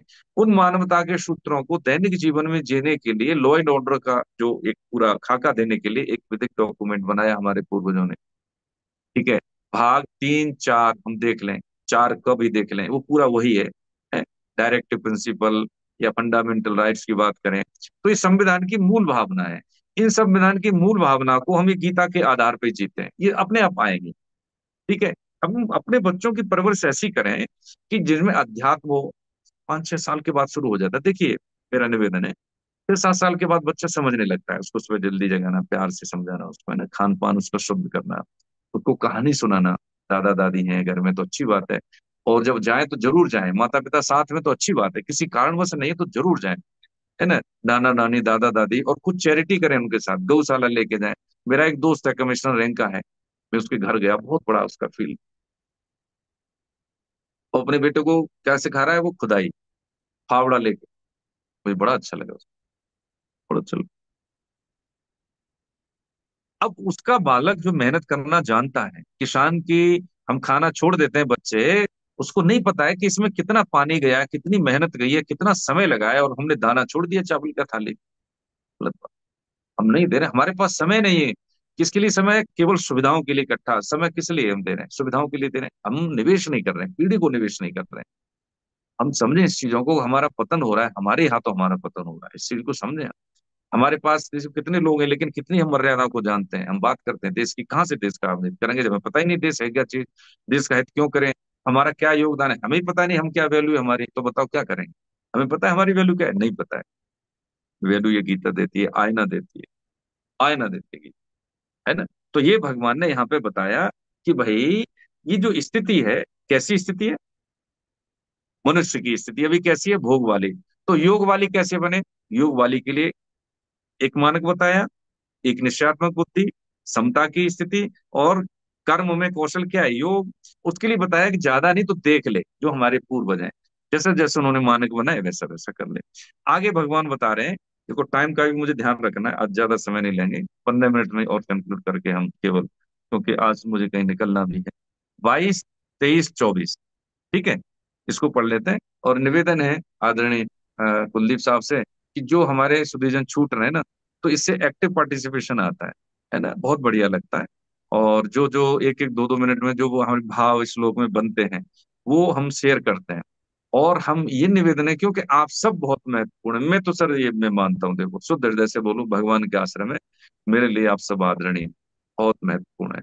समाज के वो एक एक्टिव अंग है, जिसके माध्यम से पीढ़ियां प्रभावित होंगी, वो भी सकारात्मक रूप से। इसलिए मैं पूरी जिम्मेदारी के साथ प्रमाणिक तौर पर तथ्यपरक चीजें लेके आपकी सेवा में निवेदन करता हूँ। यदि यही क्लास हम पढ़ते गए, नोट्स बनाते गए, तो जहां पे भी बोलेंगे भगवान के आश्रय में आंखों में आके डाल के जिम्मेदारी के साथ कहता हूँ, कोई ये नहीं कह सकता कि ये आप ऐसा क्यों कह रहे हैं। ये प्रमाणिक नहीं है, संत महापुरुष की वाणी है, और ये प्रमाणिक है। और इसमें आपको कभी भी कोई अप्रामाणिकता नहीं मिलेगी, सांसारिकता नहीं मिलेगी। बस इसलिए मेरा निवेदन है कि आप सब आए, और जो कोई आपके संपर्क में जो गीता क्लास अटेंड नहीं कर रहे, कर लें, प्रभु कर लें, ये तो कोई दिक्कत नहीं। जो अभी तक छूट गई तो छूट गई, कोई बात नहीं है ना। लेकिन ये काम आएगी, गन्ना है कहीं से भी खाओ, ये तो मिठाई है। ऐसे ही गीता हम जब से शुरू की तब से ही कर लें, ठीक है, कोई दिक्कत नहीं है ना। यही निवेदन है। आगे पढ़ें सर, है ना। हरे कृष्णा प्रभु जी। हरे कृष्ण, प्रणाम। श्लोक नंबर 22। जी माता दी, प्रणाम। मे बहुत बढ़िया। पार्थास्ति कर्तव्यम् त्रिषु लोकेषु किंचन नानवाप्तमवाप्तं वर्तम एव च कर्मणि। हे अर्जुन, मुझे इन तीनों लोकों में न तो कुछ कर्तव्य है और न कोई भी प्राप्त करने योग्य अप्राप्त है, कर्म में ही बरतता हूँ। यदि यदि हेयं न वर्तेयं जातु कर्मण तन्द्रित मम मम वर्तमानुवर्तन्ते मनुष्य पार्थ सर्वशः। क्योंकि हे पार्थ, यदि कदाचित मैं सावधान होकर कर्मों में न बरतूं तो बड़ी हानि हो जाए, क्योंकि मनुष्य सब प्रकार से मेरे ही मार्गों का अनुसरण करते हैं। उत्सीदेयुरिमे लोका न कुर्यां कर्म वेदहं संगस्य च कर्तस्य मुपहन्यामिमं प्रजा। इसलिए यदि मैं कर्म न करूं तो ये सब मनुष्य नष्ट भ्रष्ट हो जाए और मैं संकर्ता को करने वाला हो जाऊं तथा इस समस्त प्रजा को नष्ट करने वाला बनूं। हरे कृष्णा। हरे कृष्णा जी माता जी। हाँ, समझाएं। आपका तो अच्छा हमें सत्संग चाहिए, बहुत बढ़िया। पिछली बार से इतना मन मतलब प्रसन्न हुआ कि आपकी वाणी सुनने के लिए उत्सुक रहते हैं। जी सर, ऐसा ये आपका भाव है, मेरे को ऐसा अरे कुछ नहीं नहीं नहीं आता। अरे, अरे बहुत बढ़िया। अरे आप थोड़ा बहुत सत्संगी जो पता लग टाइल्स जाता टाइल्स आपके है। हाँ सानिध्य ने जो समझा है हाँ, मुझे मालूम है। वो।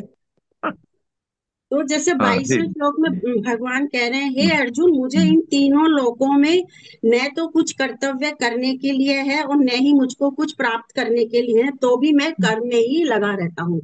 तो इस तरह से भगवान हमको ये संदेश दे रहे हैं कि भाई आपको कर्म तो करने ही है।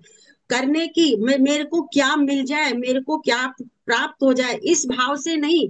नहीं, ये मेरा कर्तव्य है। मैं जिस परिस्थिति में हूँ, जैसा हूँ, जिस घटना में हूँ, जो भी वस्तु मेरे को प्राप्त है, जो भी व्यक्ति, जो भी मतलब वस्तु, व्यक्ति, पदार्थ, समय, समझ, सामग्री और सामर्थ्य जो भी मेरे को मिला है, उसको मैं दूसरों की सेवा में लगा दूं। ये मेरा कर्तव्य कर्म है। अगर मैं इसको अपने लिए ही करूं तो वो कर्तव्य कर्म नहीं होगा, वो क्या हो जाएगा, सकाम हो जाएगा। अब इसको हम इस तरह से समझे, जैसे हम लोग ऑफिस जाते हैं तो ऑफिस में हमको सब चीज मिलती है सुविधा के लिए, काम करने बिल्कुल। के लिए। टेबल, कुर्सी, कंप्यूटर, स्टेशनरी, पेन वगैरह सब चीज मिलती है हमको, पर हम उसको घर नहीं लेके आते। हम उसको वहीं काम करने के लिए हमने समझ रखा है कि ये जो हमको सामान मिला है ऑफिस के काम के लिए मिला है, ऑफिस में ही रखना है। तो इस तरह से जो भी हमको परिस्थिति, पदार्थ, व्यक्ति, वस्तु जो मिले, तो हम ये समझे ये हमको कर्तव्य करने के लिए मिले, सेवा करने के लिए मिले। तो अगर हमारा ऐसा निष्काम भाव होगा तो हमको निश्चय ही परमात्मा की प्राप्ति होगी। ऑफिस में हम काम करते हैं तो उसके बदले में हमको वेतन मिलता है, सैलरी मिलती है। और संसार में हम दूसरों की सेवा करते हैं, निष्काम भाव से काम करते हैं, तो हमको उसके बदले में सैलरी के रूप में क्या मिलता है, हमको भगवान की प्राप्ति होती है और भगवान का हमको प्रेम मिलता है। तो भगवान कह रहे हैं मेरे को कुछ लेना नहीं है, मेरे को कुछ प्राप्त करने के लिए कुछ जरूरत भी नहीं है, पर फिर भी मैं कर्तव्य कर्म में लगा रहता हूँ। अब इसको एक दूसरे उदाहरण से अपन और समझ लेते हैं। जैसे ट्रेन चलती है, ट्रेन में आगे इंजन होता है, पीछे सारे उसमें कोच लगे हुए होते हैं। तो अब इंजन को कहीं नहीं जाना, वो अपने मतलब के लिए कहीं नहीं जाना। इंजन किस लिए चल रहा है, क्योंकि उसके पीछे बहुत सारे कोच लगे हुए हैं और कोच में बहुत सारी सवारियां बैठी हुई है और उनको उनके गंतव्य स्थान पे उनको पहुंचाना है। तो इस तरह से ट्रेन का इंजन जो काम करता है वो किसके लिए करता है, पर हित के लिए और सर्वभूत हिते रता, इसके लिए काम करता है। और सब अपनी अपनी जगह पर पहुंच जाते हैं ना। तो इस तरह से काम करने से उसकी क्या इच्छा रहती है। तो इसी तरह से महापुरुष लोग जो काम करते हैं उनको अपने लिए कुछ नहीं करना होता, वो लोक हित के लिए करते हैं, लोक संग्रह के लिए करते हैं, कि जिससे जो मेरे पीछे वाले लोग हैं, जो मेरे पे आश्रित लोग हैं, वो मेरा अनुसरण करें और वो भी इस तरह से अपने कर्तव्य कर्म में लग जाए। अब जब हम अपनी इच्छा के अनुसार काम काम करते हैं ना, तो हमारी इच्छाएं और बढ़ती जाती है। और इन इच्छाओं को रोकने के लिए हम क्या करें, हम अपने कर्तव्य कर्म में लग जाए, निष्काम भाव से कर्म करें। तो निष्काम काम कर्म करने से हमारी जो इच्छाएं हैं अपने लिए करने की, वो हमारी इच्छाएं धीरे धीरे स्वतः ही हमारी कम होती चली जाएगी। ये इसमें भगवान कह रहे हैं कि मेरे को कुछ भी प्राप्त नहीं करना और मैं लोक हित के लिए काम करता हूँ। अगले में भगवान क्या कह रहे हैं, अगर मैं ये काम सावधान होकर के न करूं तो बड़ी हानि होगी। क्यों? क्योंकि सब प्रकार से मनुष्य मेरा ही अनुसरण करते हैं। तो हम लोगों ने आज के टाइम में किसको अपना आदर्श मान रखा है? नेताओं को, धनवान लोगों को, फिल्मी स्टारों को, या क्रिकेटर जो है उनको, और हम वैसा ही आचरण करते हैं, है ना। और वैसा आचरण करते हैं तो हमारे बच्चे भी वही फॉलो करते हैं। तो इस तरह से हम आध्यात्मिक की तरफ न जाकर के हम संसार की तरफ ही और ज्यादा फंसे बचे रहते हैं। तो इससे क्या हमारी उन्नति होने की बजाय क्या होती है, हमारा पतन पतन हो जाए। तो हम अपना आदर्श किसको बनाए? महापुरुषों को, संतों को, ग्रंथों को, भगवान को। इनको जो जैसा आचरण करते हैं वैसा ही हम उनका आचरण करेंगे, तो इससे हमारी हमारी उन्नति होगी। तो देखिए स्वामी जी तो यहाँ तक कहते हैं कि अगर हमने हमारे आश्रित जीवों को, यदि हमने उनके उनके असली जो उनका हमारा जो लक्ष्य है उसकी ओर प्रेरित नहीं करा, तो हमको माता पिता, गुरु और राजा बनने का कोई अधिकार नहीं है। कोई कहलाने, मतलब हम उनके कहलाने लायक भी नहीं। जो हमारे जो आश्रित हैं, जो भी हमको फॉलो कर रहे हैं, अगर हमने उनको जीवन के असली लक्ष्य की तरफ नहीं प्रेरित करा, तो हम माता पिता कहलाने के लायक भी नहीं है, हम गुरु कहलाने के लायक भी नहीं है। और अगर किसी ऊंचे पद पर है तो उस भी को भी कहलाने के लायक हम नहीं। क्योंकि जो भी समाज का होता है, संस्था का होता है, घर का जो भी मुखिया होता है, उसके ऊपर मुख्य जिम्मेदारी होती है, विशेष जिम्मेदारी होती है। अगर वो अपने कर्तव्य कर्म से च्युत हो जाएगा तो बाकी के सारे लोग भी उसी के तरह ही अपना आचरण करेंगे। अब देखिए जैसे ट्रेन चल रही है या बस चल रही है, उसमें जो ड्राइवर चला रहा है तो उसके ऊपर ज्यादा जिम्मेदारी है। क्यों? बस को सही चलाना है, इधर उधर देखना नहीं है, अपने अपने टारगेट को रखना है। अगर देखिए पीछे जो सवारियां बैठी है वो तो फिर भी सो सकती है, इधर उधर बात भी कर सकती है, मोबाइल भी देख सकती है, पर जो ड्राइवर है वो सतर्क होकर के गाड़ी चलाएगा। क्यों? उसके ऊपर विशेष जिम्मेदारी है। तो ऐसे ही भगवान कह रहे हैं कि मैं विशेष जिम्मेदारी से सतर्क होकर के काम करता हूँ। अगर मैं सतर्क होकर के काम नहीं करूं तो ये सारी सृष्टि नष्ट और भ्रष्ट हो जाएगी। कहने का मतलब यह है, हम जैसा आचरण करेंगे वैसा ही हमारा पीछे वाले उस आचरण को फॉलो करेंगे, और फॉलो करेंगे तो वो भी वैसे ही हो जाएंगे। जैसे जंगल में फूल खिला और वो खुशबू दे करके फूल मुरझा गया, तो अब किसने फूल देखा, किसने क्या करा, पर वो अपने कर्म करके फूल मुरझा गया। अब कोई बाद में वहां गया तो वहां उसकी खुशबू फैली हुई है, तो वो अपना एक प्रमाण छोड़ गए। तो ऐसे ही आदर्श जो पुरुष है, महापुरुष है, वो अपना काम करके एक प्रमाण छोड़ जाते हैं, और उस प्रमाण के आधार पे जब हम आगे की अपनी जीवन शैली को करते हैं तो हमारा जीवन भी अच्छी तरह होता है। भगवान कह रहे हैं ये यदि मैं कर्म न करूं तो सब मनुष्य नष्ट भ्रष्ट हो जाए और मैं संकरता को करने वाला हो जाऊं। अगर भगवान ये काम नहीं करे तो हम भी भगवान की तरह आलसी, प्रमादी, मौज मस्ती वाले हो जाएंगे। फिर नहीं करने वाले कामों को तो हम मुख्यता से करेंगे और करने वाले कामों की तरफ हम ध्यान नहीं देंगे। तो इस तरह से क्या होगा, हम अपने जीवन को पतन की ओर धकेल देंगे। तो भगवान का कहने का मतलब यही है कि मनुष्य नष्ट भ्रष्ट हो जाए और संकरता को प्राप्त हो जाए, मतलब नहीं करने वाले कामों को कर लेंगे और करने वाले कामों को हम छोड़ देंगे। क्योंकि ये जो सृष्टि बनी हुई है ना, ये एक सहाचर के नियम से बनी हुई है। कोई भी अपने आप में परिपूर्ण नहीं है, सबको एक दूसरे की सहायता से ही हम आगे बढ़ते हैं। अब हम अपना ही जीवन देख लीजिए, मैं अपना ही उदाहरण देती हूँ। अपना मतलब हम सब लोग, हम पैदा हुए तो हमको ये मानव शरीर किससे मिला? माता पिता के द्वारा। पालन पोषण किसने करा? माता पिता ने करा। और सृष्टि से खाया पिया जो भी हमने लिया समाज से लिया। बड़े हुए शिक्षा किसने दी? गुरु ने दी। अन्न जो खाया वो किसने पैदा करा? किसान ने करा। कपड़े जो पहन रहे हैं वो किसने बनाए? जुल्हाई ने बनाए। सड़क पे चल रहे हैं वो किसने बनाई? कारीगर ने सड़क बनाई। मकान में रह रहे हैं वो किसने बनाया? कारीगर ने। तो हमारा क्या योगदान है? हम सबसे ले ही ले रहे हैं, ले ही ले रहे हैं। तो हमारा भी कुछ कर्तव्य बनता है कि जितना हमारे ऊपर ऋण चढ़ गया उसको हम थोड़ा बहुत तो उतार दे पर सेवा करके। तो यही साचर का नियम है।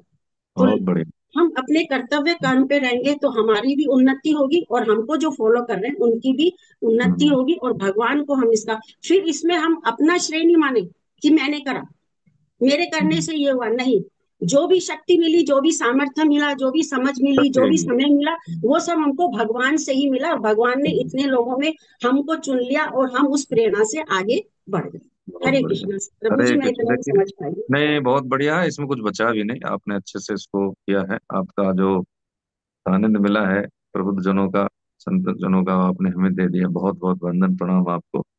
इसमें देखिए कि बस सावधानी समझ के आगे बढ़ते हैं, बाकी तो इसमें कुछ नहीं जोड़ना है, हमें तो ज्यादा मिल गया। हाँ, ये बहुत वंदनीय है आपका जो है सानिध्य हमें। माता जी प्रणाम आपको।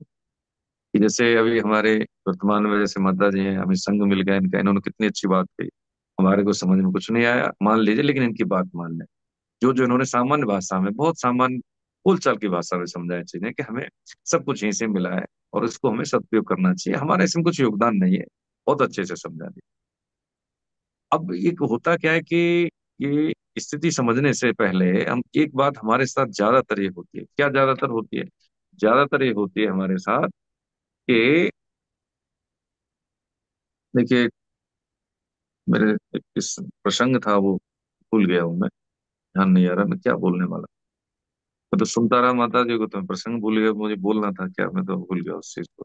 अब याद आ गया तो बताऊंगा।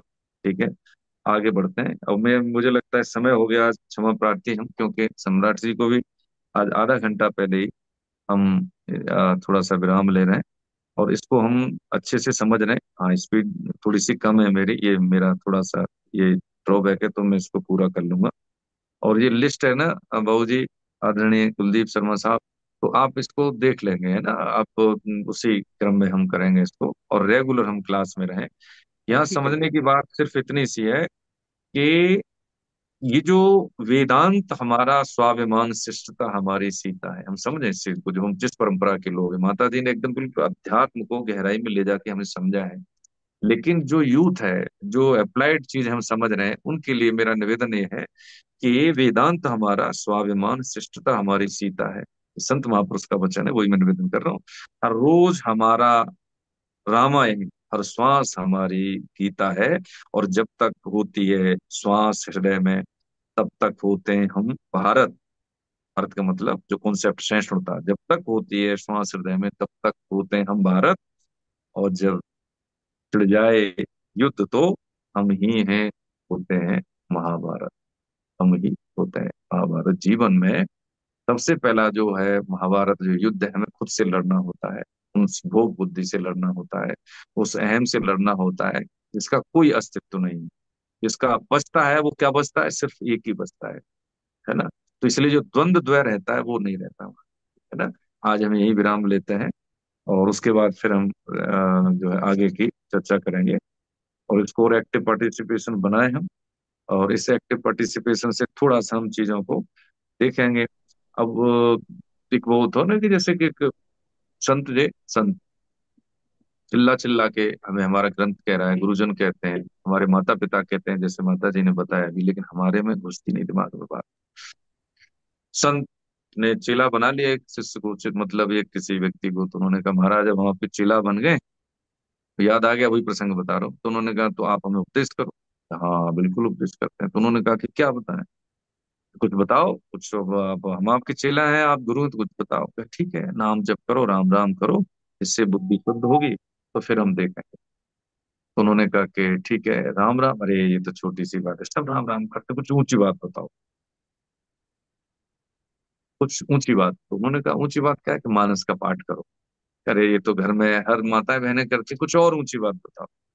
गीता पढ़ो। हाँ ये ठीक है, थोड़ा संस्कृत बोलो। आती बाती तो थी नहीं, हमारी जैसे थे वो जैसे महाराज। तो उन्होंने कहा ठीक है। तो उन्होंने बोला पहले गीता हम क्यों पढ़े, गीता का महात्म्य क्या है, पहले ही बता देता हूँ। तो उन्होंने बोला सर्वोपनिषदों गावो दोग्धा गोपाल नंदन। तो उन्होंने बताया कि भाई सभी उपनिषद गाय हैं, और ये जो भगवान इसके जो है दुहने वाले बने, गीता में ऐसा बताया। उसका महात्म्य उन्होंने करीब आधा एक घंटे उन्होंने प्रवचन किए। तो क्या गुरु जी क्या बात, अरे क्या बात है, ऐसे कह रहे। तो उनको लगा कि शिष्य तो बड़ा गहराई से सुन रहा है, बड़ा प्रसन्न हुआ गुरु जी। आधा एक घंटे के बाद जब उन्होंने पूछा कि कुछ समझ में आया, कि साहब एक एक बात समझ में आई गुरु जी। हाँ, बस एक चीज नहीं समझ में आई। कि क्या नहीं समझ में आई? कि सर्वोपनिषदो गावो दो गधा, इसमें दो गधा कौन से थे वो समझ में नहीं आई। बाकी मेरी सब समझ में आ गई। मैंने दो गधा कहाँ, दो गधा, कि भाई दो गधा हुए थे, एक तो हम, दूसरे तुम। बाकी तो ये स्थितियां हमारी हैं, हम तो अपने में अपनी बात कह रहा हूं मैं, ठीक है, कि हमें जो हमारे ग्रंथ हैं, जो हमारे पूर्वज हैं, जो हमारा इतिहास है, वो चिल्ला चिल्ला के कह रहा है, लेकिन उधर हमारी वृत्ति नहीं। सही बता रहे हैं। सामान्य सी बात यह है कि यदि कहे हुए कोई मान ले, कहे हुए को मान ले, तो उससे ही हमारा कल्याण हो जाएगा। क्योंकि जब मान लेते हैं तो फिर हम बाद में जान लेते भी हैं। बस इतनी सी बात है। आज हम यही विराम लेते हैं। यदि किसी का कुछ प्रश्न हो तो शंकाएं ले लेते हैं, कुछ छूट रहा हो हमसे वो ले लेते हैं। सम्राट जी एक तो स्क्रीन शेयर हटा दीजिए और सबको कैपेसिटी दे दीजिए म्यूट जी। होने की, ठीक है। हाँ, फिर समापन करते हैं, ठीक है। हरे कृष्ण, हरे कृष्ण। हरे कृष्णा सर, हरे कृष्णा। हरे जी कृष्ण। भाई, जी। आज एक शब्द आया था, अन्वय गतिरेक। हाँ, अन्वय व्यतिरेक, हाँ ठीक। देखा। तो अन्वय का मतलब होता है कि जैसे कि सीधी बात कहते हैं ना हम, जैसे मैं एक श्लोक का इशारा ले लेता हूँ गीता में, जिसमें एक कहा गया है कि ना सते विद्यते भावो, ना भावो विद्यते सते। तो ये क्या है, व्यतिरेक शैली में है। अब जैसे ना सतो जैसे सत का अभाव नहीं है, इसको मैं कह सकते हैं कि सत हमेशा है। सामान्य भाषा में सत हमेशा, ये क्या है, अन्वय शैली है। और सत का अभाव नहीं है, ये है व्यतिरेक, है ना। बस इतनी सी बात है। ये एक दो विधाएं हैं साहित्य की, ठीक है। हाँ जी, इसमें मैं कुछ कहना चाहूंगा सर। हम्म। हम्म। हाँ, इसमें आप क्या कहना बताएं। इसमें ये है, मेरा जो मुझे ये लगता है, जो हमने सुना हम्म। है, अन्वय गतिरेक कहाँ इस्तेमाल किया जाता है? हम्म। जहाँ पे हम हम्म। किसी चीज को सीधे तरीके से नहीं कह सकते। हम्म। जैसे हम, हमारे हमारे अंग हैं शरीर के, ये इंद्रियां हैं, हमें नजर हम्म। आती हैं। हम्म। हमारा मुंह नजर आता है। हम्म। हमारे अंदर क्या है, हमारी आत्मा हमें नजर नहीं आती है, भगवान नजर हम्म। नहीं आते हैं। उसको हम्म। कैसे कहेंगे? उसका हम्म। तरीका यही है, अन्वय गतिरेक। मैं ये भी नहीं हूँ, ये भी नहीं हूँ, ये भी नहीं हूँ, हम्म। जो बचा हम्म। वो है, वो हम्म। गतिरेक है। हम्म। या जैसे मैं, हम ये कहते हैं हम्म। भगवान, अब भगवान और ओम है, भगवान है, उसको कैसे सिद्ध किया जाए? हम्म। ये सिद्ध करने का तरीका हो गया कि जैसे एक हम उदाहरण ले लेते हैं पहले, घड़े की और मिट्टी के उदाहरण ले लेते हैं। हम्म। घड़ा बना तो उसका जो है, जो किस चीज से बना, वो उसी में हम्म। मजबूत है। हम्म। उसका मिट्टी के बिना घड़ा नहीं हो सकता, सोने हम्म। के बिना गहना नहीं हो सकता। और हम्म। हमारी सृष्टि, हमारी रचना जिससे हुई है, वो भी हमारे अंदर मौजूद है। उसको जानने के लिए तरीका एक ही है, अन्वय गति रेख। देखिए वो ठीक है, एक्चुअली मैं मैं ये निवेदन कर मैं रहा हूँ। ये हाँ, नहीं हूँ, मैं शरीर बिल्कुल नहीं हूँ, मन बिल्कुल। नहीं हूँ, बुद्धि नहीं। हाँ, हाँ जी। उसमें देखिए बहुत सही कह रहे हैं बाबू जी। देखिए एक हाँ बात जी। चीज समझ में, दो चीजों को हम मिला रहे हैं। हाँ जी। साहित्य से सिद्धि नहीं होती, पहली हम्म। बात। आप हम्म। साधन को साहित्य में जोड़ रहे हैं, बिल्कुल ठीक है, आपकी बात में कोई गलत नहीं, बिल्कुल सटीक बात है। लेकिन इसको सेपरेट जब हम कर देंगे तो क्लियर क्रिस्टल हो जाएंगी चीजें। हम्म। अभी आपने उस चीज को मिला दिया है, हम्म। साधन में साहित्य को मिला दिया है, उसको विधा को मिला दिया है, वो नहीं करना है। बिल्कुल आपने ठीक कहा उस चीज को। ये हम्म। दो साधन क्या है कि जो आप बता रहे हैं कि भगवान ही है, ये सब कुछ वैसे ही है, वो कैसे जाने हैं, वो ठीक है। वो साधन से ये चीजें वहां पहुंचेंगी, लेकिन उस साधन को करने के लिए कुछ हमें कुछ पढ़ना पड़ता है। उस पढ़ने की विद्या क्या है, ये अन्वय और व्यतिरेक, ये एक शैली है, ये साधन नहीं है, ठीक है। बात हम्म। आपकी बिल्कुल ठीक है। जब दोनों को आप बोलेंगे तब हम कहीं पहुंच जाएंगे, फिर चीज हम सेपरेट कर पाएंगे अलग अलग, और फिर समझ भी पाएंगे। बढ़िया है, ठीक है, ठीक है। और किसी का कोई प्रश्न हो, किसी का? कोई मेरे को दिख नहीं रहे अभी, सभी छोटा सा स्क्रीन है मोबाइल का, तो ये तो कोई हैंड रेज कर रहे हैं तो सम्राट जी देख लीजिए, कुछ आपको लगे तो, है जी, ना। हरे कृष्णा प्रभु जी। जी जी, प्रणाम माता हरे जी। कृष्णा प्रभु जी। हरे कृष्ण। एक छोटा सा थोड़ा प्रश्न था दिमाग में क्या था, जैसे मैं गीता प्रचार के लिए लोगों के पास जाती हूँ, तो वहाँ कुछ लोग भगवान की जो दो तीन जो लीला है उसके ऊपर उंगली उठाते हैं कि हम हम्म। तो भगवान कृष्ण को नहीं मानते, क्या कृष्ण, और उनकी जो हम्म। दो तीन जो लीला है उस पे वो उंगली उठा करके उनको क्रिटिसाइज करते हैं। हम तो भगवान राम के उपासक है, हम तो कृष्ण को नहीं मानते। वो क्या माखन चुराते थे, वो क्या उन्होंने गोपियों का चीर हरण कर लिया, वो क्या वो तो रास रचाते थे, वो क्या उनके तो इतनी रानियां थी। हम कृष्ण को नहीं मानते। तो मेरे दिमाग में एक थोड़ा सा, मेरे क्या उन लोगों के सॉल्यूशन के लिए, कि भगवान को ये लीलाएं क्यों करनी पड़ी।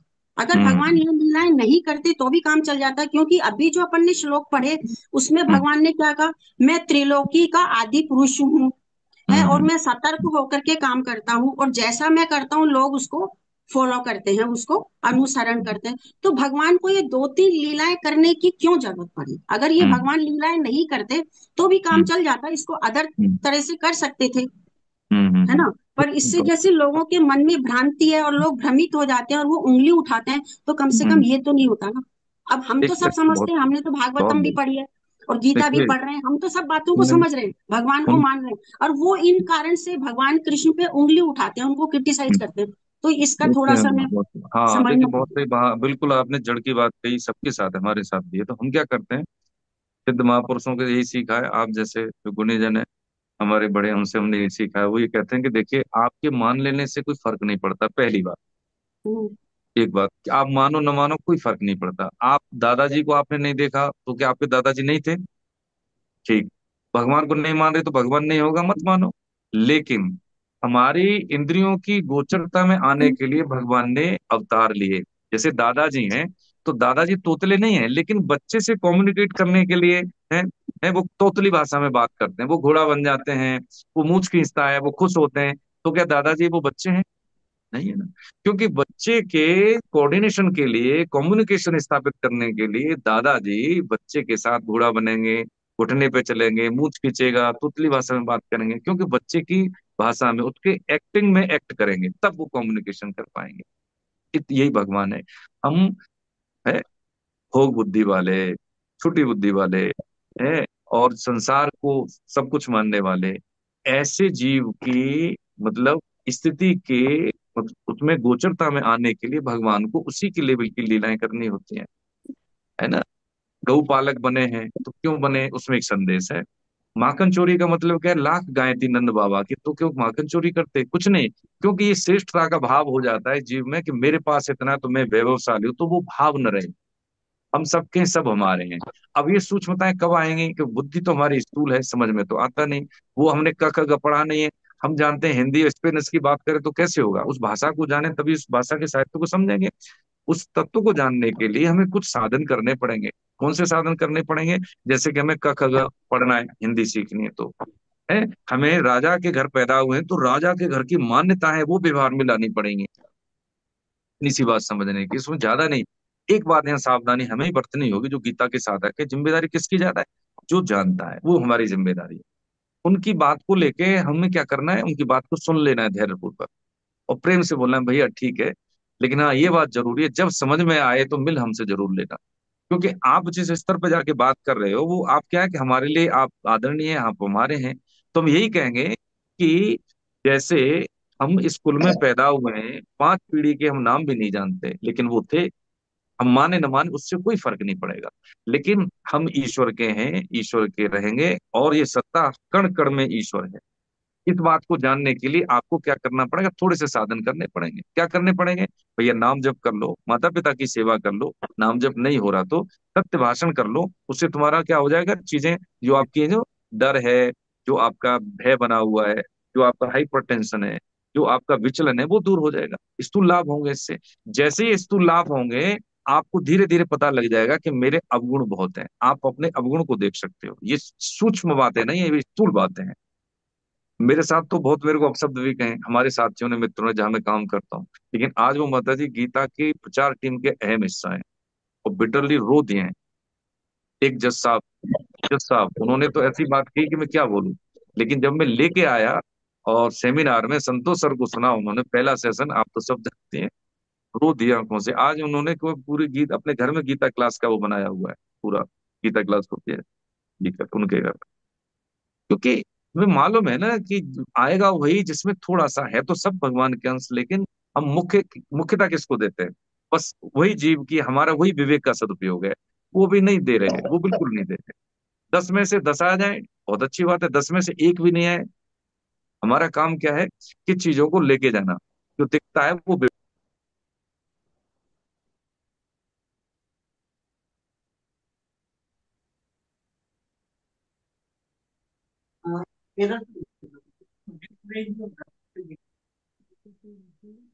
यस सर, हरे कृष्ण। कनेक्ट हो गया। हरे कृष्ण। विषय रजोगुण प्रधान है, उसमें त्याग शक्ति रहती है। किसका गलती? मैंने गलत, लोगों ने गलत किया ना। हरे कृष्ण। हरे कृष्ण। मैंने भी रुचि जब मिला गलत। हरे कृष्ण। हरे कृष्ण प्रभु जी, हरे कृष्ण। हरे हरे हाँ चलो समापन कर लेते हैं आज प्रभु जी, बाद में फिर बात जी। कर लेंगे, है ना। ठीक है।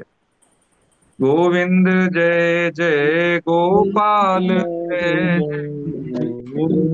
गोविंद जय जय गोपाल जय जय। जय राधा रमण हरे गोविंद जय जय राधा रमण हरि हरे गोविंद गोविंद जय जय जय। जय जय श्री राधा रमण हरे गोविंद जय जय श्री श्री राधा रमण हरि हरे गोविंद गोविंद जय। नाम संकीर्तनम यस्य नाम संकीर्तनम यस्य सर्व पाप प्रणाशनम सर्वपापनाशनम् प्रणामो दुःख शमनस्तम नमामि हरिं परम। नमामि हरिं परम्। बोलो बांके बिहारी लाल की जय राधा गोविंद सरकार की जय। अपने जय अपने गुरु भगवान की जय। जय। संतों की जय। सब भक्तों की जय। अनंत कोट वैष्णव वृंद की जय। दृश्य अदृश्य पुण्य आत्माओं की जय।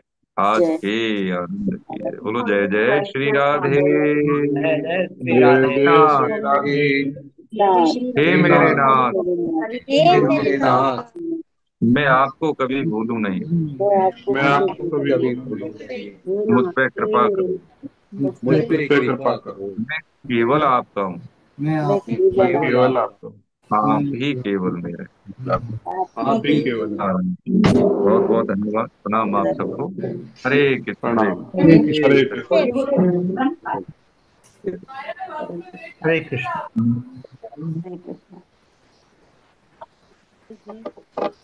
राधा हाँ बोल रहे